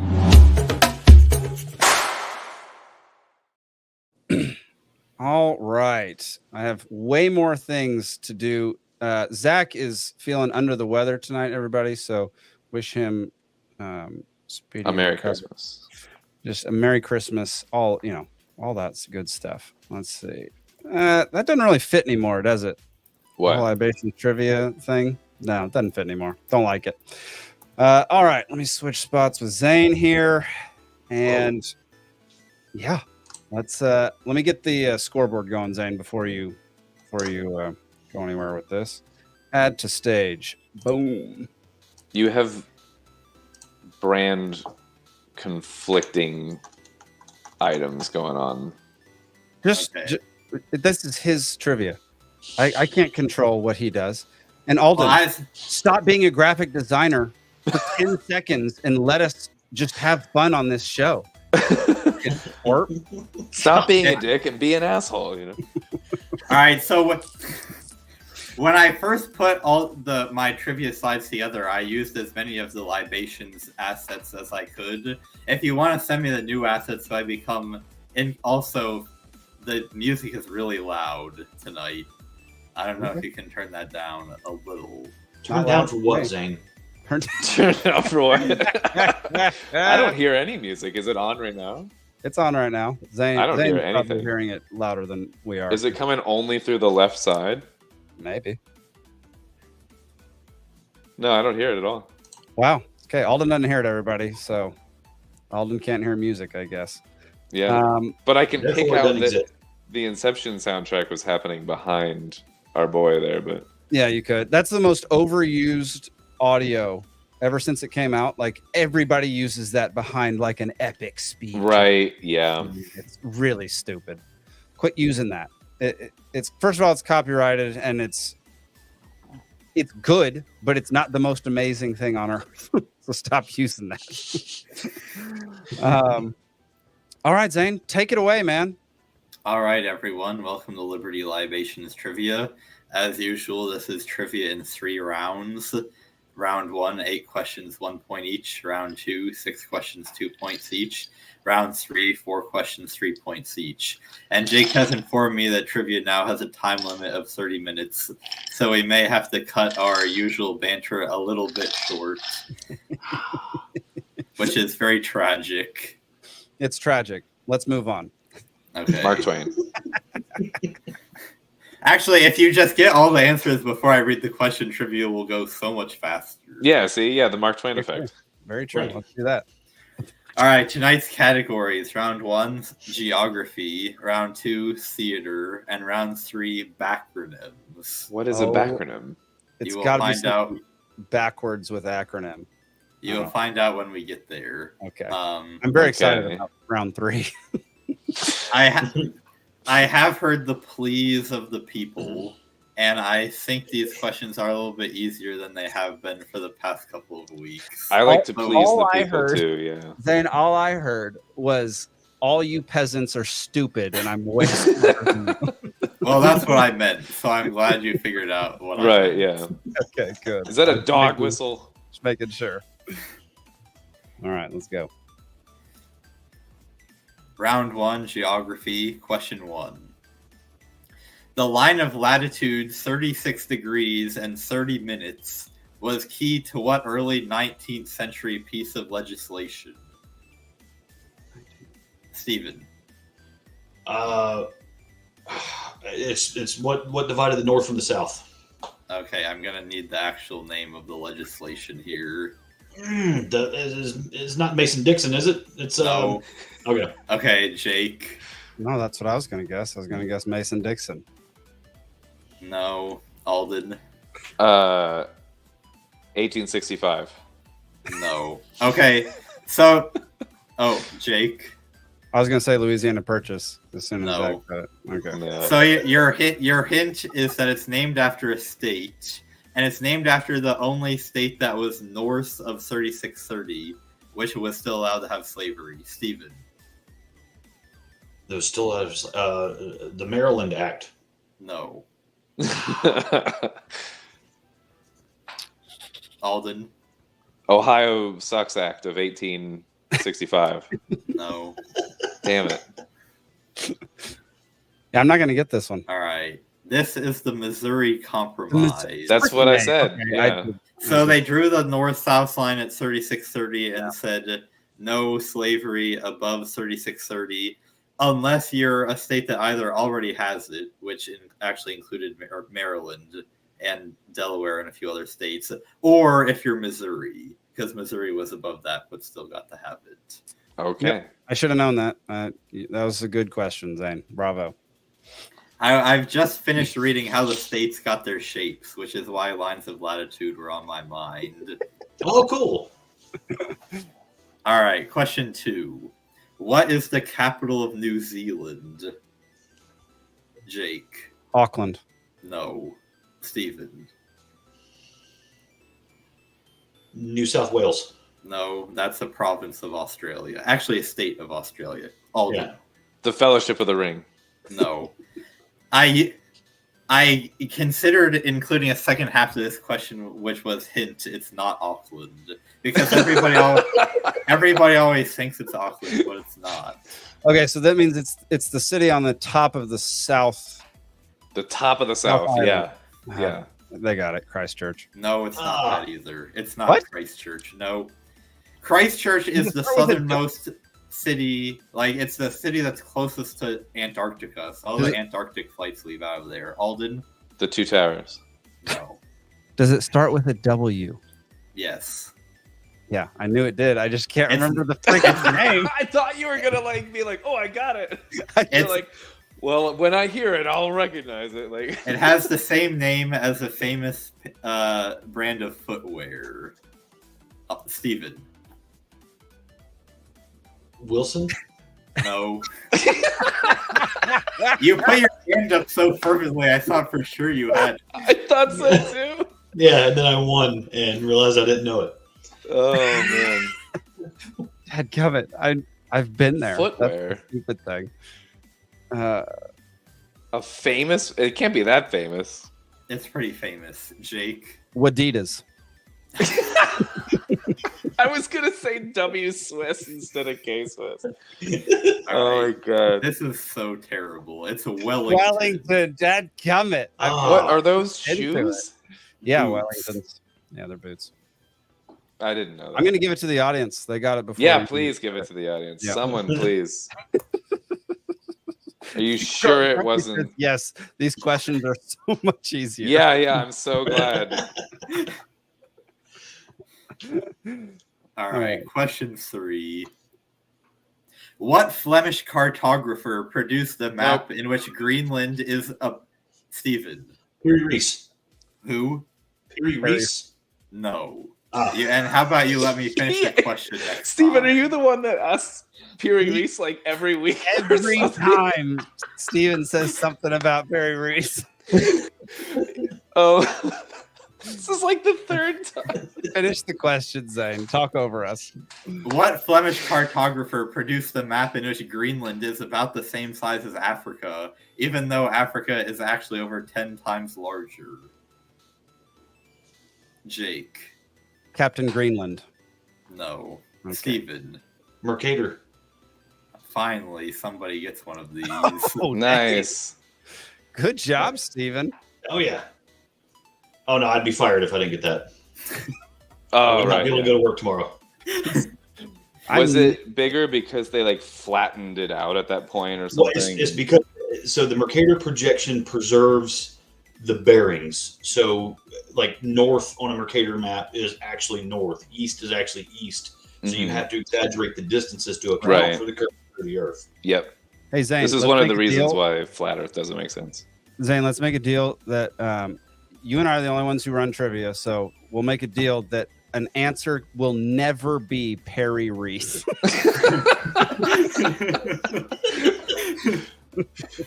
Collusion. All right, go ahead, Zane. You have a deal. Question 4. What type of tree, Alden?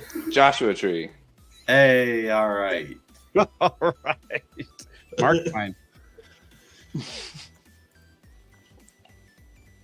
Question 5.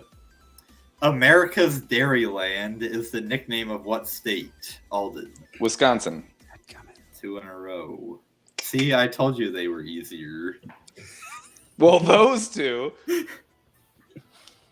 When you start a question with Flemish cartographer, there's only we got it because Stephen is a surveyor. That's the only reason. Question 6, and this question has an audio component. Oh So boy. give me a minute. So I'm about to play for you a waltz, and this waltz is named Tim Waltz. after. No, it's not that one. And it's named after a European river. What river? Alden. Danube. There you go. Good job, Alden. Oh, man. Crushing it. I was going to say Watusi, but the wrong walls. Hey, they got it right after you, Alden. Go to the next question, Zane. All right, question 7.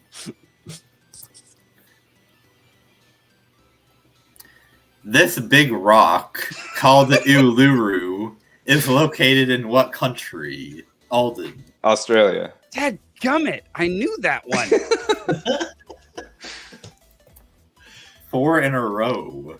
I waited because I didn't know if it was going to be the place or I the waited name of too. the I thought he big was going rock. to say which province of Australia. This big rock, yeah.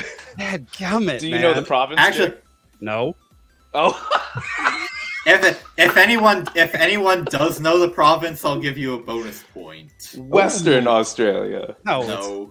It's like northeastern Australia. I don't know where New it is. South Wales. No. Yeah. It's actually Wellington. called states. Australia has states. So there's only 5 of them, so we can't keep this up. Otherwise, somebody's going to get it. Right. Tasmania. And actually, it's not even a state because it's so few people live in this area. It's a territory. It's the Outback. That's not. I mean, it is. That's not the name of the territory. I'm glad the answer was just Australia because I knew that. So The I knew that territory too. is the Northern Territory, if I remember correctly. Oh, okay. Or Northern Australia. You're just quoting Risk right now. Yes. That is divided into North and South. No, wait, it's East and West Risk, I think. Whatever. Now I gotta look, but I think it's East and West. My money's on East and West. All right, question 8. What country is the smallest country that borders 2 other countries? Its head of state, Prince Hans Adam II, is extremely based. Alden. Austria? No. Hans, I just went with. Jake. Monaco? No. Steven. Kazakhstan? No. Say that. I need the question again. That Say the confused question me. again. Yeah. What country is the smallest country that borders 2 other countries? Its head of state, Hans Adam II, is extremely based. Based? Jake. Luxembourg. No. What? Steven. Liechtenstein. Nice. Oh! Up yours, Steven. I still don't get the question. So I'm glad we're moving on. I feel like dyslexic with that question. I just remember Hans. Yeah, Hans Adam II is like friends with Hans Hermann Hoppe and has written a book in defense Another of like, Hans. libertarianism. Nice. But the helicopter industry is doing well over there. Keep your Hans off my money. All right, so going into round 2, I've got. That's Alden. not the name of the book. The name of the book. I think is called like "Government in the Third Millennium" or something very nerdy like that. All right, so going into round 2, I have Alden with 4, Steven with 2, and the audience with 1, and Jake with 0. Nice. That doesn't sound. That's right right. where we want it. Yeah. All right, that doesn't sound correct. No, that's exactly where we like it. Yeah. Theater. Question 1. A streetcar named Desire, centering around a southern belt. Alden. James Dean. No. Damn it! All right. There is no possible way that could have been right, regardless of what the question. Oh wait! Oh, it's. Damn it! Yeah. Okay. A streetcar named Desire, centering around a Southern belle who has been dispossessed of her family's home, takes place in what city? There's so many reasons why I was wrong.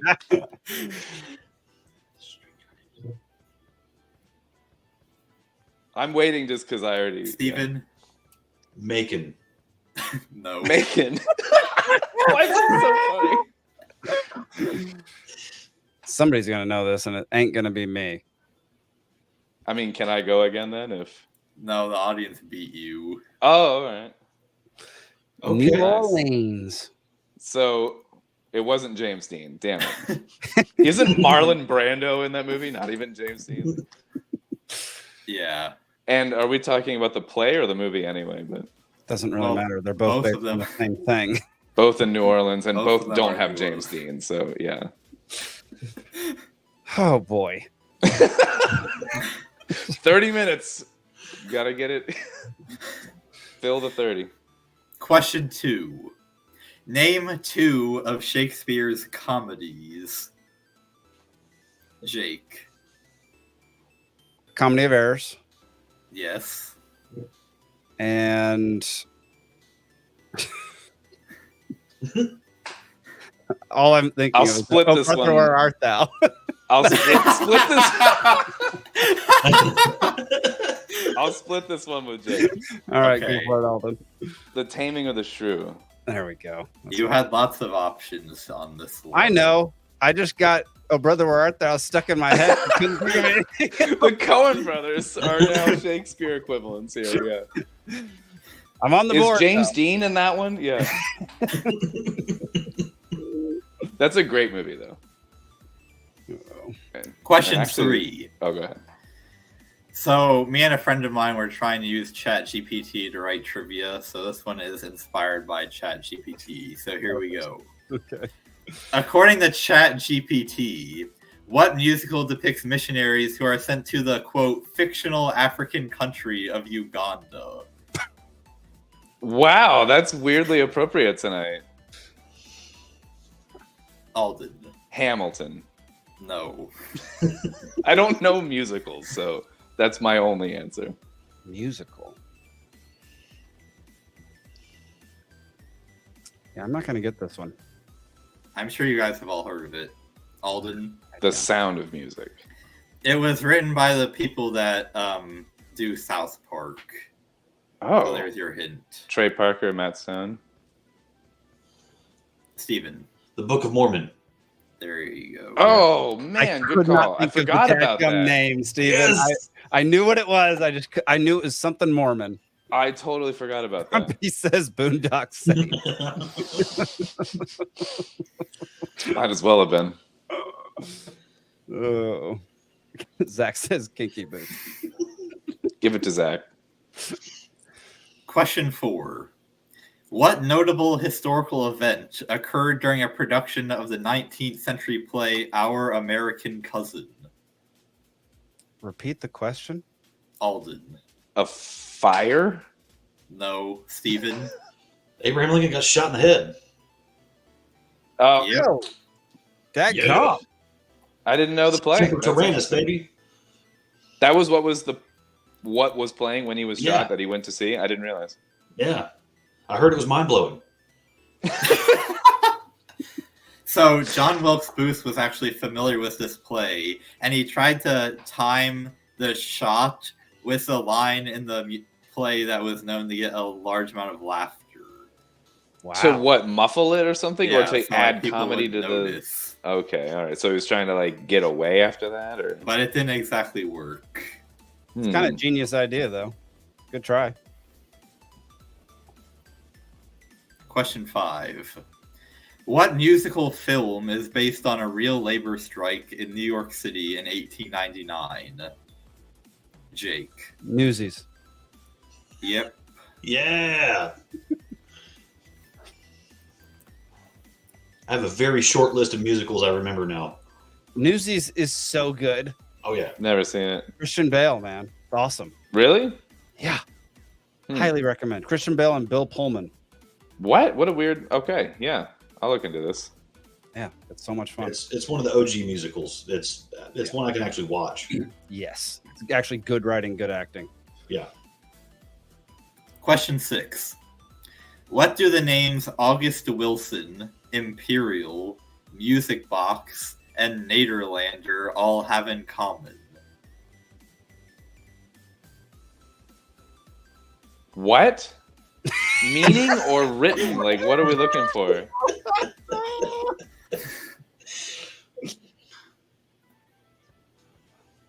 Steven. They're all mentioned in plays by Heinrich Ibsen. No. Alden. I'm not sure if I remember all of them, but do they all have 3 syllables? I'm No. First of all, no. But second of all, you're completely on the wrong track. See, this is why Directed. Oh. I have literally no clue. I'm not even going to raise my hand during this one. Raise your foot. No, you won't see it. All right. There is not really a hint I can give for this one. So if We're nobody just knows it, idiots. Yeah. they're all the name of Broadway theaters. Oh, Yeah, I would have gotten that one. If she was in the audience tonight, she'd be killing it right now. Musical theater major. I like that when I asked if they all had 3 syllables, Zane first was going to say no, and then he was like, also, that's not true. Like, no, and you're an idiot. Yeah. All right. Going in the round 3, I have Steven with 6, Alden with 5, Jake in the audience with 3. Oh, that's right, because I split one. I was like, how did I get 1 point in round 2? But yeah, I'm coming Jake back. and I shared one, yeah. I could still win. Yeah. Woo! First time. Do you know what a backronym is? Because if you do, I'm scared. If you don't, I'm okay. Yeah, I know what it is for sure. Oh, well, you're ahead of me. I have All no right. idea for this. Question. It's more fun if I don't explain. Question 1. Yeah, it'll be more fun for you. Question 1. The Combined Operational Load-Bearing External Resistance Treadmill is a treadmill on the International Space Station named after what late-night host? Jake. Conan O'Brien. Damn it! Oh no, I just remember C at the beginning, so I was Steven. like, that's gotta be it. Kimmel. No. Say the name of the thing again. Combined Operational Load-Bearing External Resistance Treadmill. Alden. What? Colbert? No, that was me. No, it wasn't. I might not even be right. Oh, okay. Oh, backronyms. I can get it now. I'm pissed. I got this. This got stolen from me. No, Jake, wait. Go back and I was going to rewatch say this Colbert, later. but I thought he came on at like 7. That's not late night. Oh, I will be watching the replay after, and there will be suspensions if foul play occurred. There will be adjustment for score. Like, I don't know if the audience got it before Alden got it, so that's hard to say. Hard to say. Sorry, Sumquack. I was trying to decipher in my brain. So All I know is I was before Jake by a half a second. So Zach said at least he didn't say comedian. Very good. Not anymore. Yeah. All right. Question 2. According to its name, a 2019 piece of legislation called the Secure Act aims to set every community up for enhancement of what kind of employee benefit? Jake. Retiring early. I'll give it to you. It's retirement. Enhancement. Oh, all right. It's not dental. Damn. Oh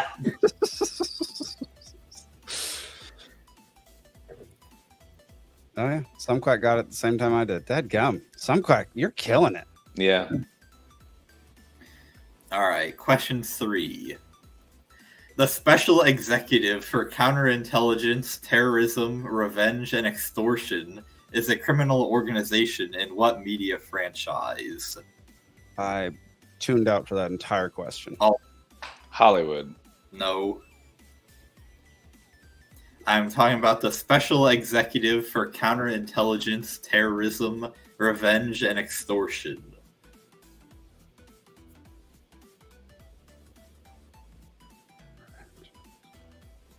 I mean, this is very hard without it written. Yeah. My brain doesn't work this way. Not Marvel.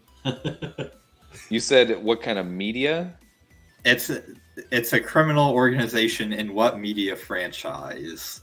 Oh, a franchise. I feel like I missed a whole word there. what media franchise? Steven. DC. No. Jake. Bond. There you Oh, go. nice. Oh, okay. Yeah, Spectre. Yeah. Oh man.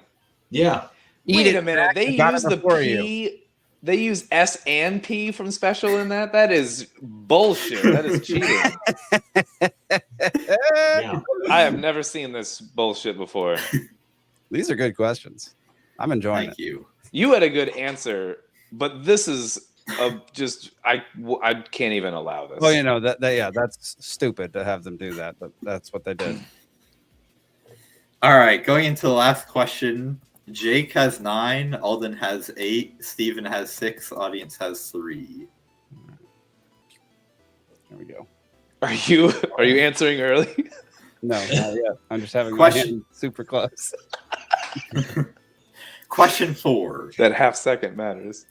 The medical phrase autosomal dominant compelling helio-ophthalmic outburst refers to a condition in which exposure to sunlight causes a person to do what? Jake. Vomit. No. Steven. Sneeze. Dadgummit! Dang. I have that, and I didn't get it. Is it called a chew? Oh, Jesus Yes. Christ. Yes, it is. Oh, my God. Yell. Quack says combust. That is a great answer. I like Zach's too. You just walk outside from a movie theater and you're like, ah! Like, oh God. Okay, so that means that Steven and Jake both have 9. They have a tie, yeah. And so I have Ooh. a tiebreaker here. Oh, I was gonna say what percentage of people have this was gonna be my tiebreaker, but You don't get to pick. You're not the trivia man. I should be the one that picks because no, never mind. It doesn't. Yeah, and it's about a Japanese sushi chef this time. Don't make it about maps.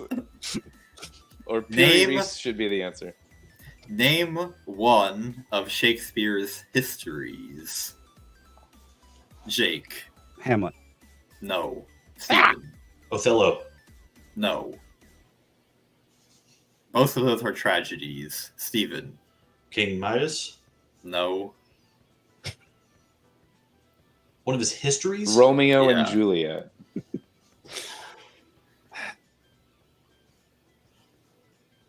Steven. Hamlet. No. I said that. Oh yeah. Okay. Maybe it was right the second time. Maybe it's right this time, yeah. Oh no. Oh my God. The fact that they're called histories should maybe clue you into the fact that they're named after real people. Romeo and Juliet. Yeah, No! I said it.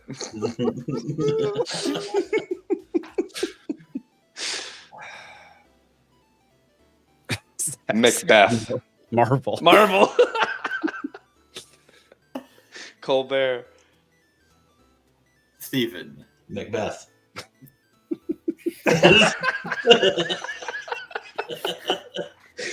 Oh, Grumpy says King George. a history by any other name. Steven. I don't. No, that was after Shakespeare. I was going to say Henry VIII, but that was not Shakespeare's time. I cannot remember his histories. Maybe I never read it. I've never read one. I didn't know he did any. So Steven. King Lear. Oh, No, that's also a tragedy. Oh, I was like, maybe he got it. Nope. Even some quack says Henry VIII. Well, if the audience was included in the tiebreaker, they would have just won because Henry VIII is the correct answer. Oh, and I even said I was about to say that. Yeah, I was wondering. Are we just both losers at this point? Yeah, you guys both lose. I don't know. You should have Okay. gone with the percent of people that have this affliction. Oh, Zach has the best argument. History is a tragedy. That's right. Actually, present is a fucking tragedy these days. Like, Future is even worse. yeah, that's fair. Zane, you got to come up with another tiebreaker. Okay, fine. I will. How many fingers am I holding up? It's good trivia. Well, it's fast. It's true. No one's All guessing. right, so returning to the topic of state nicknames, what state is nicknamed the Keystone State? Alden, you're not in the tiebreaker. Jake. South Dakota. No. What? How angry Zane gets. Why are you angry about that guess? Because no, it's bad. God damn it, no. How's that bad? Steven. Maryland. A lot closer. Jake.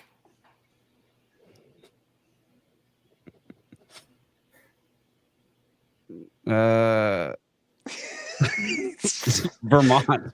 No. Vermont is not closer. Steven. New York.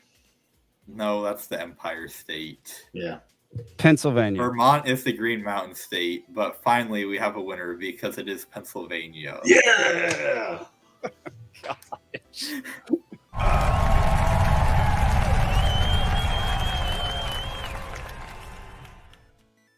Lord have mercy. Hey, I cried foul because Pennsylvania is a commonwealth. So for its nickname to call it a state is a misnomer. I said, okay, where does the Keystone Pipeline run through? Because that's the first thing that came to my head. Isn't it South Dakota? It is, okay. South Dakota? That actually is a reasonable guess now that you explain it. But yeah. Thank you. Still wrong. He got so mad though. He got so mad. No. No. All right, y'all. We are on to. He acted like you guys talked about it earlier today or something. We're on to our brand new segment. We're changing up the format of this show slightly. So we're going to do exactly what we've done for the first 3 topics each week. We're going to cover 3 things that have happened this past week. We did, and if we have a guest, we're going to cover their topic. So we did the Mtindo Network. We did the DNClown show. Happy birthday to Ron Paul. Then we did trivia, and now we're doing a section where we do some housekeeping. We also do we address anything that we've been thinking about, anything philosophical when it comes to freedom, liberty that's been on our mind recently. I don't want to clean my house right now, or just that we want to talk about. So this one will have about 5 to 20 minutes dedicated to it, depending on the week. So yeah, this one, before we get started into our actual philosophical discussion, which I actually don't have a topic tonight because this is just beautiful. But I want to remind everybody that the Great Create is happening in about 5 weeks. Woo! And you should absolutely go get your tickets now. That's not it. I don't know why my screen stopped sharing. There we go. Go get your tickets right now. $42. You get to learn a whole lot of things. You get to hear some amazing speeches. You get to watch. There are 2 movies that are being shown at the festival. We're going to do a live podcast or 2. We're going to have live trivia night. It's going to be a really good time. Brad Binkley's going to be there doing some man on the street stuff. He also talked to me last night, Zach, if you're listening, about he wants to maybe do a speaking gig. So if you're up for that, call up Binkley. We also have some great bands coming down. We've got Dirt Road Republic. Let me see. Where is it? We got Hickory Roots. There were 2 others. I don't remember which ones they were, but you can learn things. And Beyonce. Exactly. You're gonna be able to learn things through little like 45-minute courses, like mushroom cultivation, regenerative farming, how to buy a homestead, medicinal herbs, foraging, fireside cooking, all sorts of fantastic things. I'm going to be there. Zane's going to be there. Steven might leave his family to drop by. We'll see. Alden's going to be there. I don't think Nick will be there, but Zach will definitely be there because he's part of the organization committee. Last year it was a whole lot of fun. We had a blast last year, and this year is bound to be even better. Will Harris is one of the keynote speakers. If you don't know who that is, go buy yourself some beef from White Oak Pastures. You can get it at Whole Foods or a couple other places here in Georgia. They're all about regenerative farming. And then James Dutton is the other keynote speaker who I interviewed him on the Free Georgia podcast. He's a lawyer here in the state of Georgia, and he's Spalding County, Griffin. Spalding County, very anti-government surveillance. All of these like cameras that take pictures of your license plates and give you tickets just for driving places that you supposedly weren't supposed to be driving at the time. There's no accountability. Your fines go way up. So he's going to be talking about that and how to protect your rights and knowing your rights. So highly recommend you get a ticket to this thing and come on down to Omaha Brewing in Omaha, Georgia, just south of Columbus, Georgia. I'm excited. Dude, speaking of like the red light tickets and things like that, it just reminded me of a story. Toyota has been having some problems with some cars, and multiple people have had their car just like catch fire spontaneously. And this one guy tried to take it into Toyota or talk to them about the problem. It had like less than 10,000 miles or something. It's like a weird lemon problem. And they said that his car showed that he had gone 85 miles per hour once at some time, and they were like, that disqualified him then from having, which first of all is ridiculous just in general. Second of all, if it was once and not like, it was also a sport edition of a car. So this is ridiculous. 85 is going to void the warranty. Why do you got 170 on the dash, homie? You got 170 on the dash. You have highways in like this country that have 80 or 90. So. Yeah, I was gonna say 80 at least. Well, there's one on Canada that has unlimited. There you go. I was gonna say we have our version of like the Audubon kind of thing where there is no speed limits through certain parts of the country, and I was gonna say Montana or the Dakotas or somewhere like has these. And anyway, just a story I stumbled across that just was ridiculous. But that's wild, man. This is why you should not get a car that has all these new electronic technology on it. Yeah, they will track every single thing you do. They can turn off features. They can turn on features. They can shut your car down. They can track It'll be summer and they will turn your seat heaters on. I don't have a Tesla anymore. We wrecked it. You should have wrecked it. Yeah. And the moral of this story is to build your own cars. Yeah. Yeah. That sounds good. And Grumpy also says, Grumpy says he's going to be there. Nice. That's a great create. That's the reason I'm going is because he's going to be there. Grumpy, are you going to cook meat over a fire with us? Grumpy, are you going to bring your other gnome friends? Because I really want to be friends with a whole bunch of gnomes. No, Jake, I'm cool enough. I'm very excited to have Grumpy come. Grumpy's cool. Yes. He's by far, no offense to all of our other listeners and viewers out there, he's been the most supportive viewer for the longest amount of time.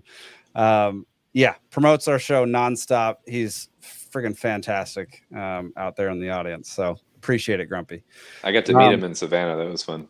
Hey, if this is freeform, I got something on my mind. Let's do it, Steven. Okay. So my birthday was recently back on the 11th. And happy birthday to you. No, I went in a local bar. To you. Happy birthday, dear Steven. Now we definitely happy birthday to you. Yeah, thank you, Zane. All right, so I went to a local bar, and I was sitting there listening in on some of the surrounding conversations, and some chick was talking about the type of books that she's reading. And it was time-traveling Confederate erotica. Is this a genre, a subgenre? I had no idea. Apparently there's a market for everything, right? Oh, and my goodness. Rule 34 is undefeated. Yeah. So then, I got to thinking about that some more because, she kind of described like the storyline of the book she was reading. Apparently there's a whole saga of this stuff. But she's describing this book that she's reading. And I thought about it some more, and then Tim Waltz was named VP, or VP candidate rather. And so then I came up with this analogy where Tim Waltz is the kind of guy that writes time traveling Confederate erotica. And JD Vance is the kind of guy that reads it. Yeah. Perfect. And they don't know each other and that they're into this, but yeah. Right. Well, you've got to have you've got to have something when you're home alone with your couch, I guess. That is so stinking funny, man. That's so good. Yeah. And then, the whole, binary, non-binary is a binary way of thinking. Yeah. Isn't that weird? At that point, it's one or the other, right? Yeah. If you're saying you're non-binary, well, aren't you saying that there is a binary? Yeah. Or if you are bisexual, are you acknowledging that there is a binary? Someone got kicked out of a Reddit thread for asking something about that, and they were like, "You are no longer allowed in this community." And you're like, "All right." Yeah, I mean, wasn't it Teddy Roosevelt who said if you want to piss off a conservative, tell him a lie. If you want to piss off a liberal, tell him the truth. Yeah. That's exactly what we're dealing with. With like that exact comment, like say the truth or just ask a question about the truth. Yeah. Now it's not even state it; it's just ask it. Even Yeah. I mean, with all the redefining of words and trying to control the way people think as a result. Vaccine. All of a sudden you're trying to stick to things, and so getting taken. You ask direct questions and then they just melt away. Just the term itself, counterintuitive. If it makes you think, isn't it inherently intuitive? I'm not following. I think just the words. I mean, I was with you all the way up until you started getting really deep into this linguistic stuff. Yeah, there we go. Okay. Well, hey, how about teacher pensions, right? So what if, I don't know if you guys have ever attended a local school board meeting. I've never been to school.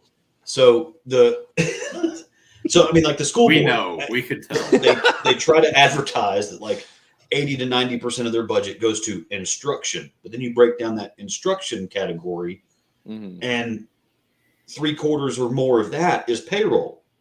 It doesn't actually go to the student or the classroom, which is why this year, some of y'all may have seen, parents griping about that.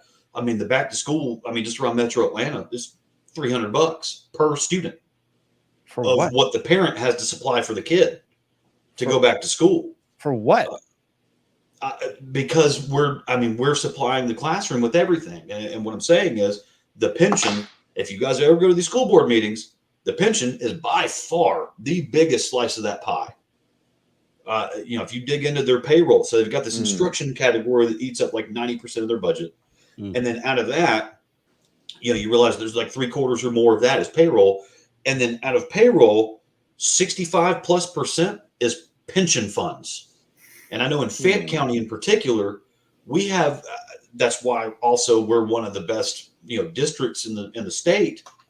Of course, you're the smartest kid in the special ed class at that point. But that's why we're one of the best districts in the state, is because we have this aging group of teachers. We have most of our teachers have been on the post for 20+ years. 25+ years. I think we have more than most other counties. And at that point, so if you have a master's degree, which Fayette County started pushing really hard about 10 years ago, if you have a master's degree and 25 years of experience, you're making about 80 to 90K at that point, and then your benefits package is covered. So you're really costing the state about 120. Okay.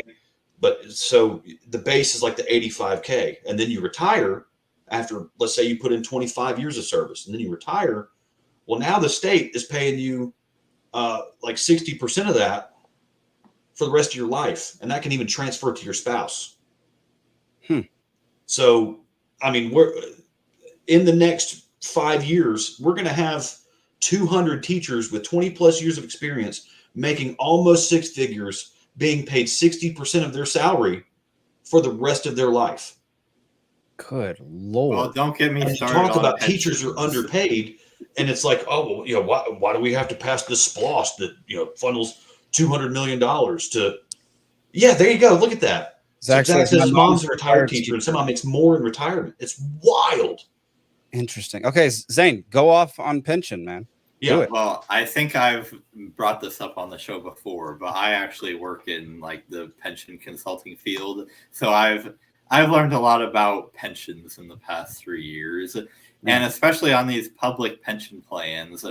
Politicians love to increase public pension benefits because they don't have to pay for them right now. By the time you actually have to pay the benefits, you're long gone out of office, and it's the next guy's problem. And all the rules that apply to the funding of private plans don't apply to government plans. So if you're like a company that has a pension plan, there are all of these rules about the minimum amount of funding you have to put into the pension plan now, so that there's actually enough money around for all these people to be paid the benefits. But if you're a government plan, there aren't any of these rules. So you'll routinely see these public pension plans that only have, half of the money that they will need to pay all these benefits, or sometimes even less than half.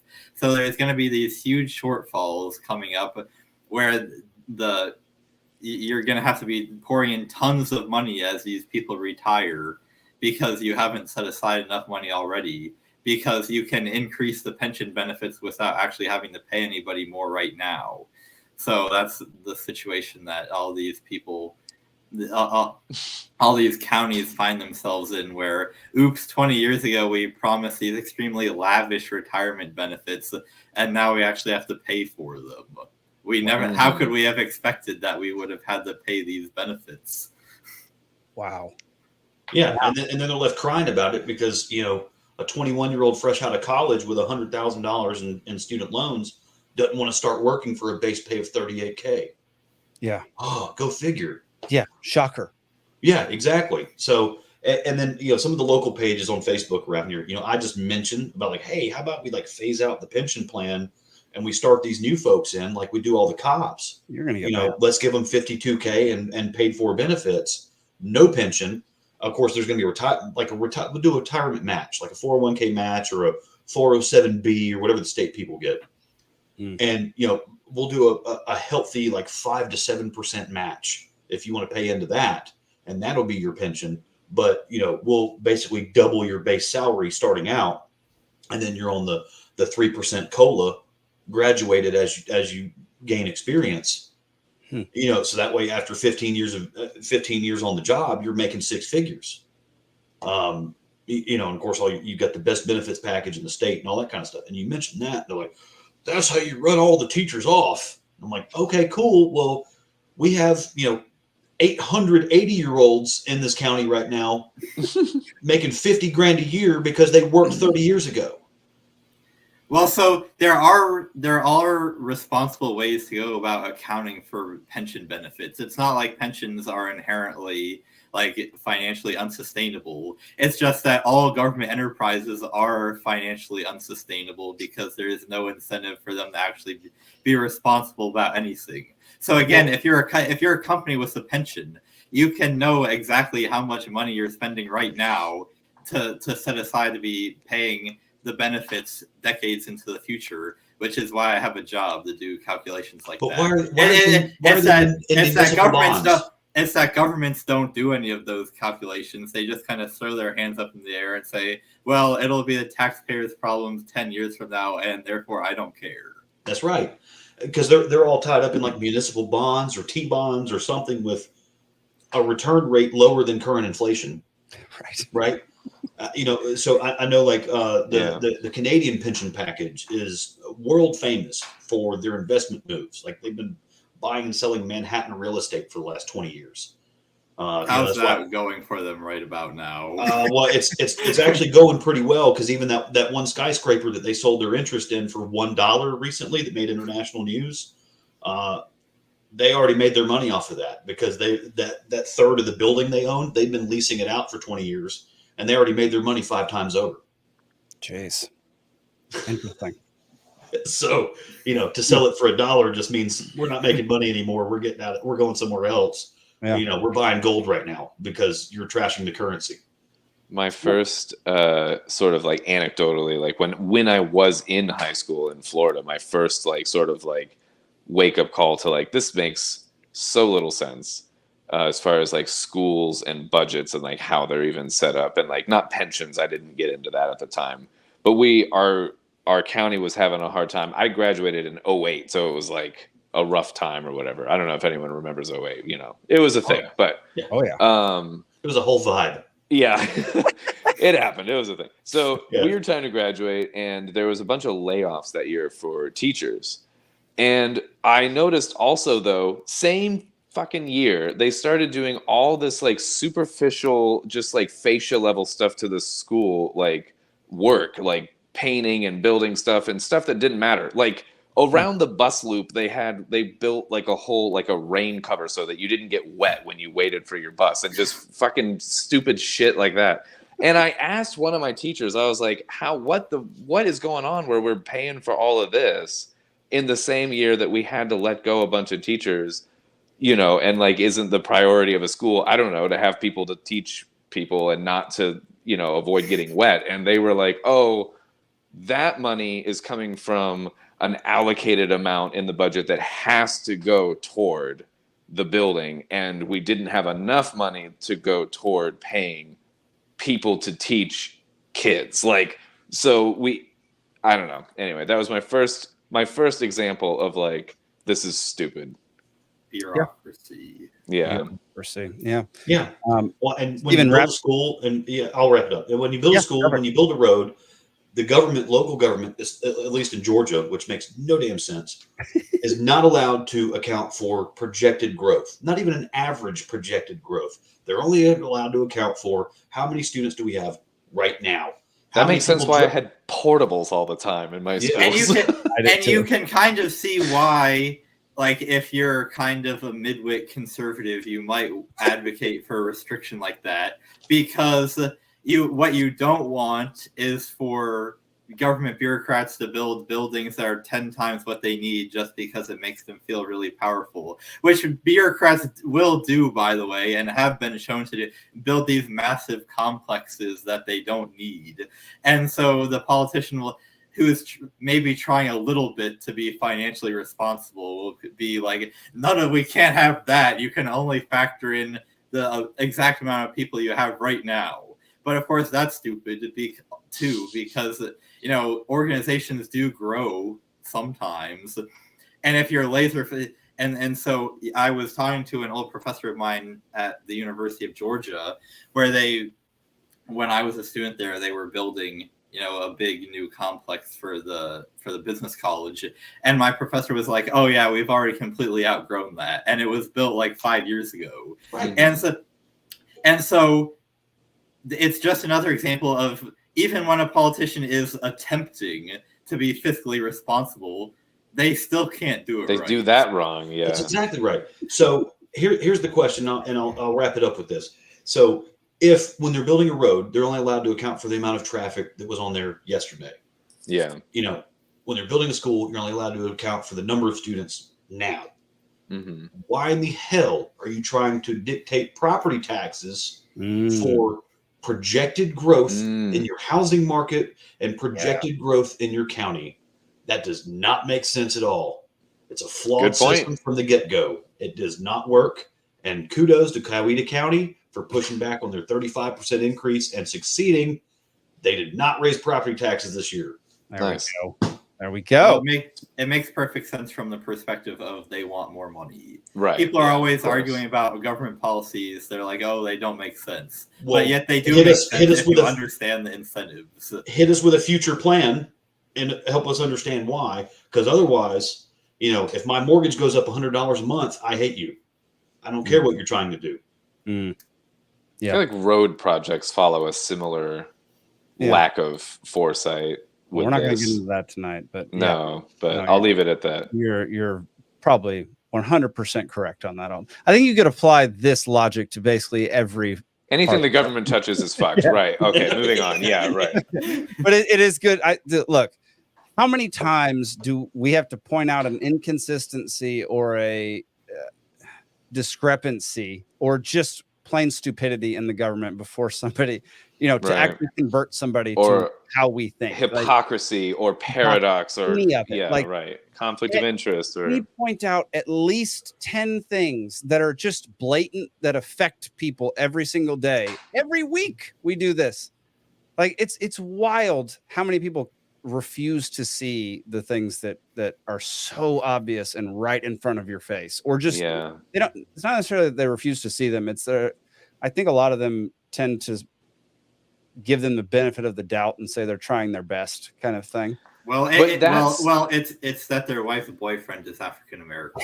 I still think the benefit of the doubt thing comes from the same kind of cognitive dissonance that you would say is the refusal to accept something. But that's fair. I wish Zane's response is I wish we would have ended on the wife's boyfriend thing. No, that's true. I almost felt bad for even just like following up, because it just is never going to beat that. But. All right, next topic. I am not fucking drunk. Well, my teeth are blue. Every pretty girl deserves to go to a ball. This is everything about it's a clam. I love it. I gotta be honest with you, I feel like I'm a little bit too drunk to stand up. On Wiedersehen, asshole. I'm drunk right now. All right, welcome to Drunkard of the Week. We actually have a honorable mention after the Drunkard of the Week. So this is courtesy of Mr. Stephen Hilton. So here we go. I am curious as to your thoughts on today, the Bureau of Labor saying that more than 800,000 fewer jobs were actually created than initially reported. And we have a soundbite here just to play. We can listen to it together because Donald Trump is already addressing this on the campaign trail. So let's take a listen to that one together. The administration padded the numbers with an extra, listen to this one, 818,000 jobs that don't exist. So they said they existed, and they never did exist. He's not the drunkard. That's the point. Yeah.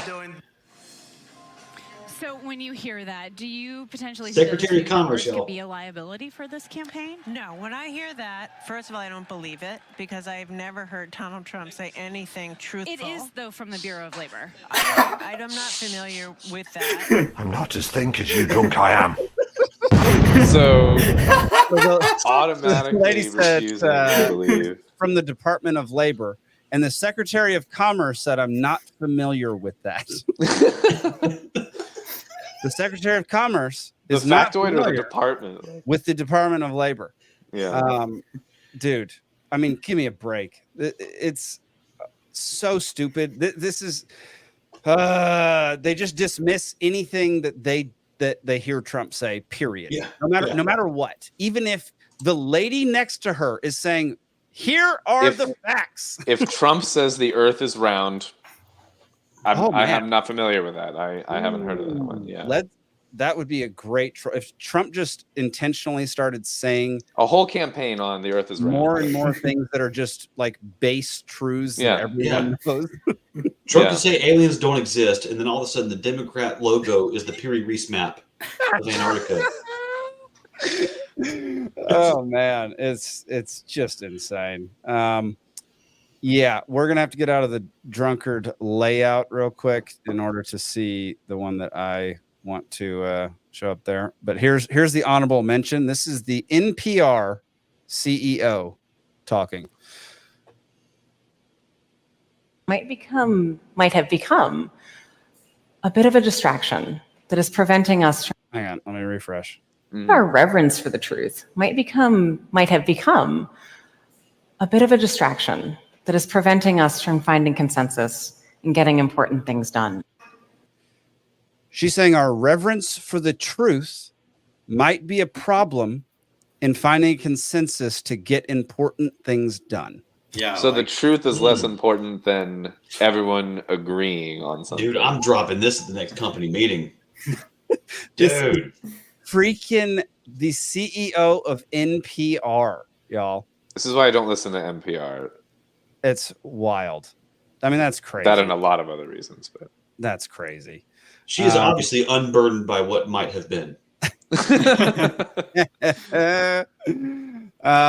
All right, before we get to the funny stuff for the night, I just want to remind everybody you can go to peacefulseed.network to check out the new show that's going to be coming out next month. You can also watch my documentaries on there, watch one of my movies on there. We're going to be coming out with more stuff. Happy to announce that Banished Big Brother is joining the Peaceful Sea Network. So they're going to be releasing their podcast on our website. What a signing. Which is pretty awesome. Pretty stoked. Yeah, we're also in the middle of trying to hire a marketing person and a CFO. So we'll see how that goes. But yeah, you can go on over there to peacefulsea.network to check out a lot of our stuff. Normally, this would be the time when we'd interact more with the audience. If y'all have any questions for us, no matter what those questions are. We're running at 2 hours and 10 minutes. So if y'all have any questions or thoughts or want to yell at Zane for making, if they want to ask one of us about what our wives' boyfriends feels about the show or whatever. Like. Yes. Yeah, y'all can do that now, and then we'll just chat for a couple minutes, and then we'll go on to the funny videos of the night, because I think I've got 5 of them for this evening. See, the problem with having the audience questions at the end is that everybody stopped listening by now. Oh, that's fine, because I would like this to be a very short section, and at some point when we get a much bigger audience, people will stick around till the end. When we get a more alcoholics tendency, people, people who stay up late on a Thursday drinking, then we'll more people like us. Carter, where you at, bro? Send us a video message. LA Reels TV says, how do I share my Swan Bitcoin account to get a referral fee? Okay, I know who this is. So it's through your account on Swan. You have to open up a referrals account through them, and then you can send your link to whoever. Hey, hashtag no free ads. So there. Jake, how do I turn off screen lock on my phone? It will not turn horizontal anymore, the screen. Oh, interesting. That's gonna be a problem for you to solve. I'm kidding. That. I do have a question. Said ask you anything. Well, I said the audience can. You can't ask me jack. I'm gonna ask Steven something though. Steven, do you play fantasy football? Yes, I do. Okay. What are you in a dynasty league, keeper league? What kind of league are you in? Well, so this year I just got in whatever league would have me. But my goal is to eventually, and here a lot of people are not receptive to this, but my goal is to have, because for the sake of having a healthy waiver wire that will allow for ample amount of trash talking, getting your ass kicked week to week, and then making some good pickups just because you watch Andy Barron's on Monday morning. There we go. So right now, I'm in one of my buddies' leagues. He's got a little $100 buy-in, things like that. And but my goal is to have an 8-man IDP PPR. Oh Lord, have mercy! What's IDP? Individual defensive players. So you got that's 2 right. linebackers, a defensive back, and a safety. I did that once. That was a lot to keep track of, honestly. Dude, one year I did that, and I had Vontaze Burfict when he had that season with like 130 tackles. I forgot about that, dude. That's wild, man.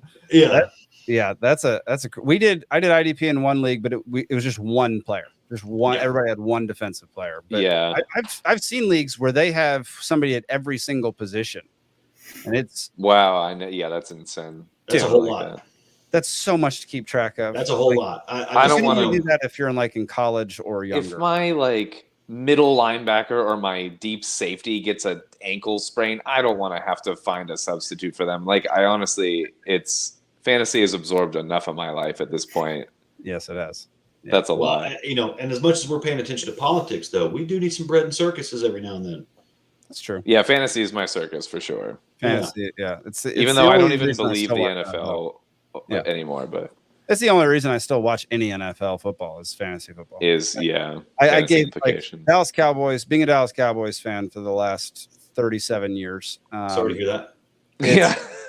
Ever since 1995. 95 when they beat the Steelers. My life has been miserable. Yeah. Yep. 30 years going strong on misery. I remember unreluctantly trading Lamborghini posters for their pencils at the Scholastic Book Fair. like it was yesterday, right? And then, The Scholastic. Zane, did they have Scholastic book fairs when you were in school? Oh yeah. Okay, they're still going strong. Okay, good. Zane was president of the Scholastic Book Fair. Was it a real? Is this a real thing? No, I'm just Oh guessing. God, I believed it. I mean, I did buy my fair share of books from those. Yeah.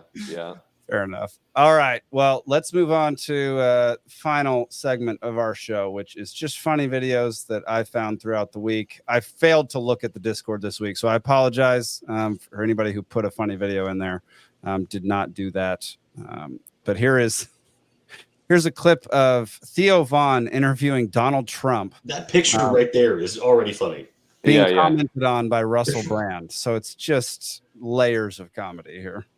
Yeah. So not just, Goddammit. I hate that it. Do cocaine. That was really, So not just, That's down and dirty, right? Yeah. And this is, I mean, it was, But you don't anymore? No, I don't do it anymore, man. And I'm not doing it. Is it too much? Too much to handle? Some of the stuff started to get a real rattle in it, too. I don't know where we were even getting it from in this country, but it started to make me feel like I was a mechanic or something. So the thing you go back to then is alcohol for the most. Like, to go, what? You thought you was a mechanic? Like, if I was having a conversation with Theo Von, what do you mean you thought you were a mechanic? I'd really explore that. But I suppose the nature of this conversation is not that Donald Trump is going to investigate exactly what Theo Von means when he's talking about his experiences on coke. Right. Yeah. But what I want probably is cocaine. But I know that if I have a drink, then it'll be like, okay, well, I had a drink, then I can do this. Is cocaine a stronger up? Yeah. Cocaine so you're way up with cocaine more than anything else you can think of. Cocaine will turn you into a damn owl, homie. You know what I'm saying? You'll be out on your own porch, you know. Yeah. You'll be your own street lamp. You're freaking. And is that a good feeling? Well, no, it's a miserable feeling. But you do it anyway, just like the guy you're saying with the scotch. Great time. We had the greatest economy in history when I was president. We had my cousin got a boat. My cousin got a boat. No, I would just do cocaine. That was really. My cousin got a boat. Reaction. The economy did good. Boats and hoes. Gosh. Oh, God. All right. Here. Sometimes it is good to be alive these days. Here's the world's weirdest goat. Here you go. We don't need sound for this. This goat. What? Is sticking its nose in a fire. Wow. Like I get off all his hairs. Yeah, he's like, hey guys, y'all smell birria tacos? I smell birria tacos. well, it's just cooking itself to the perfect internal temperature. Wow. That's a new one. Yeah. Is this like something where like does it have like mites or something, and is it trying to like get rid of something, or is this just like a demonic goat? I don't know. I'm gonna go with the second one. That sounds better. Yeah, there you go. I like demonic goats being just walking around the streets. That sounds great. Aren't they like associated with the devil or whatever? Yeah, goats? yeah. Have you seen their eyes? Yes. Yeah. The little rectangle eyes, like. Yeah. Yeah. All right. Here's a comedian talking about Trump's assassination. What to believe. All I do know is that if our government tried to do an assassination attempt, that's kind of how it would look. Okay? It was very inefficient. That was the DMV of assassination attempts. It's not good. At a very small budget, you could tell. They wanted to do it with a grassy knoll at a parade like they were used to. They're like, we can't swing that. We got to do a tin roof at a town fair. That's all we got. Can't get any ex-military people to take the shot. Let's get the kid who came in last place on his marksman team. That apparently high schools have marksman teams. I never tried it. Dude, that was just one big government block of cheese. Like, that's all that was. I was hoping Trump was going to come out the same day, ear still bleeding, and do the press conference. They tried to shoot me. They tried to shoot me. They were too slow, and I'm too fast. I dodged the bullet. They didn't even see it. That's pretty good. Yeah, it's not bad. I saw it coming from so far away. It was like the Matrix. It was all in slow motion. Call me Neo. I'm the chosen one. I don't know what to believe. That's so good. That's a pretty good Trump impression. Yeah. Oh my God, I've got to get that Theo Vaughn interview. Oh man. Well, here's just a hilarious meme that I saw. This is the life of bees. Male bees die after mating. That's their whole life. Honey, nut, Cheerio.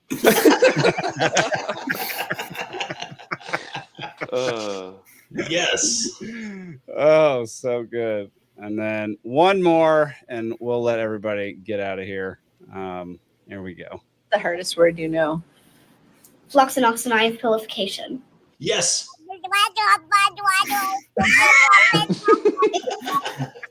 What's the hard? By the way, it's the act of deeming something worthless. The act of deeming something worthless. Fluoxetinoxide hilipilification. Is that's what we do a lot for our government?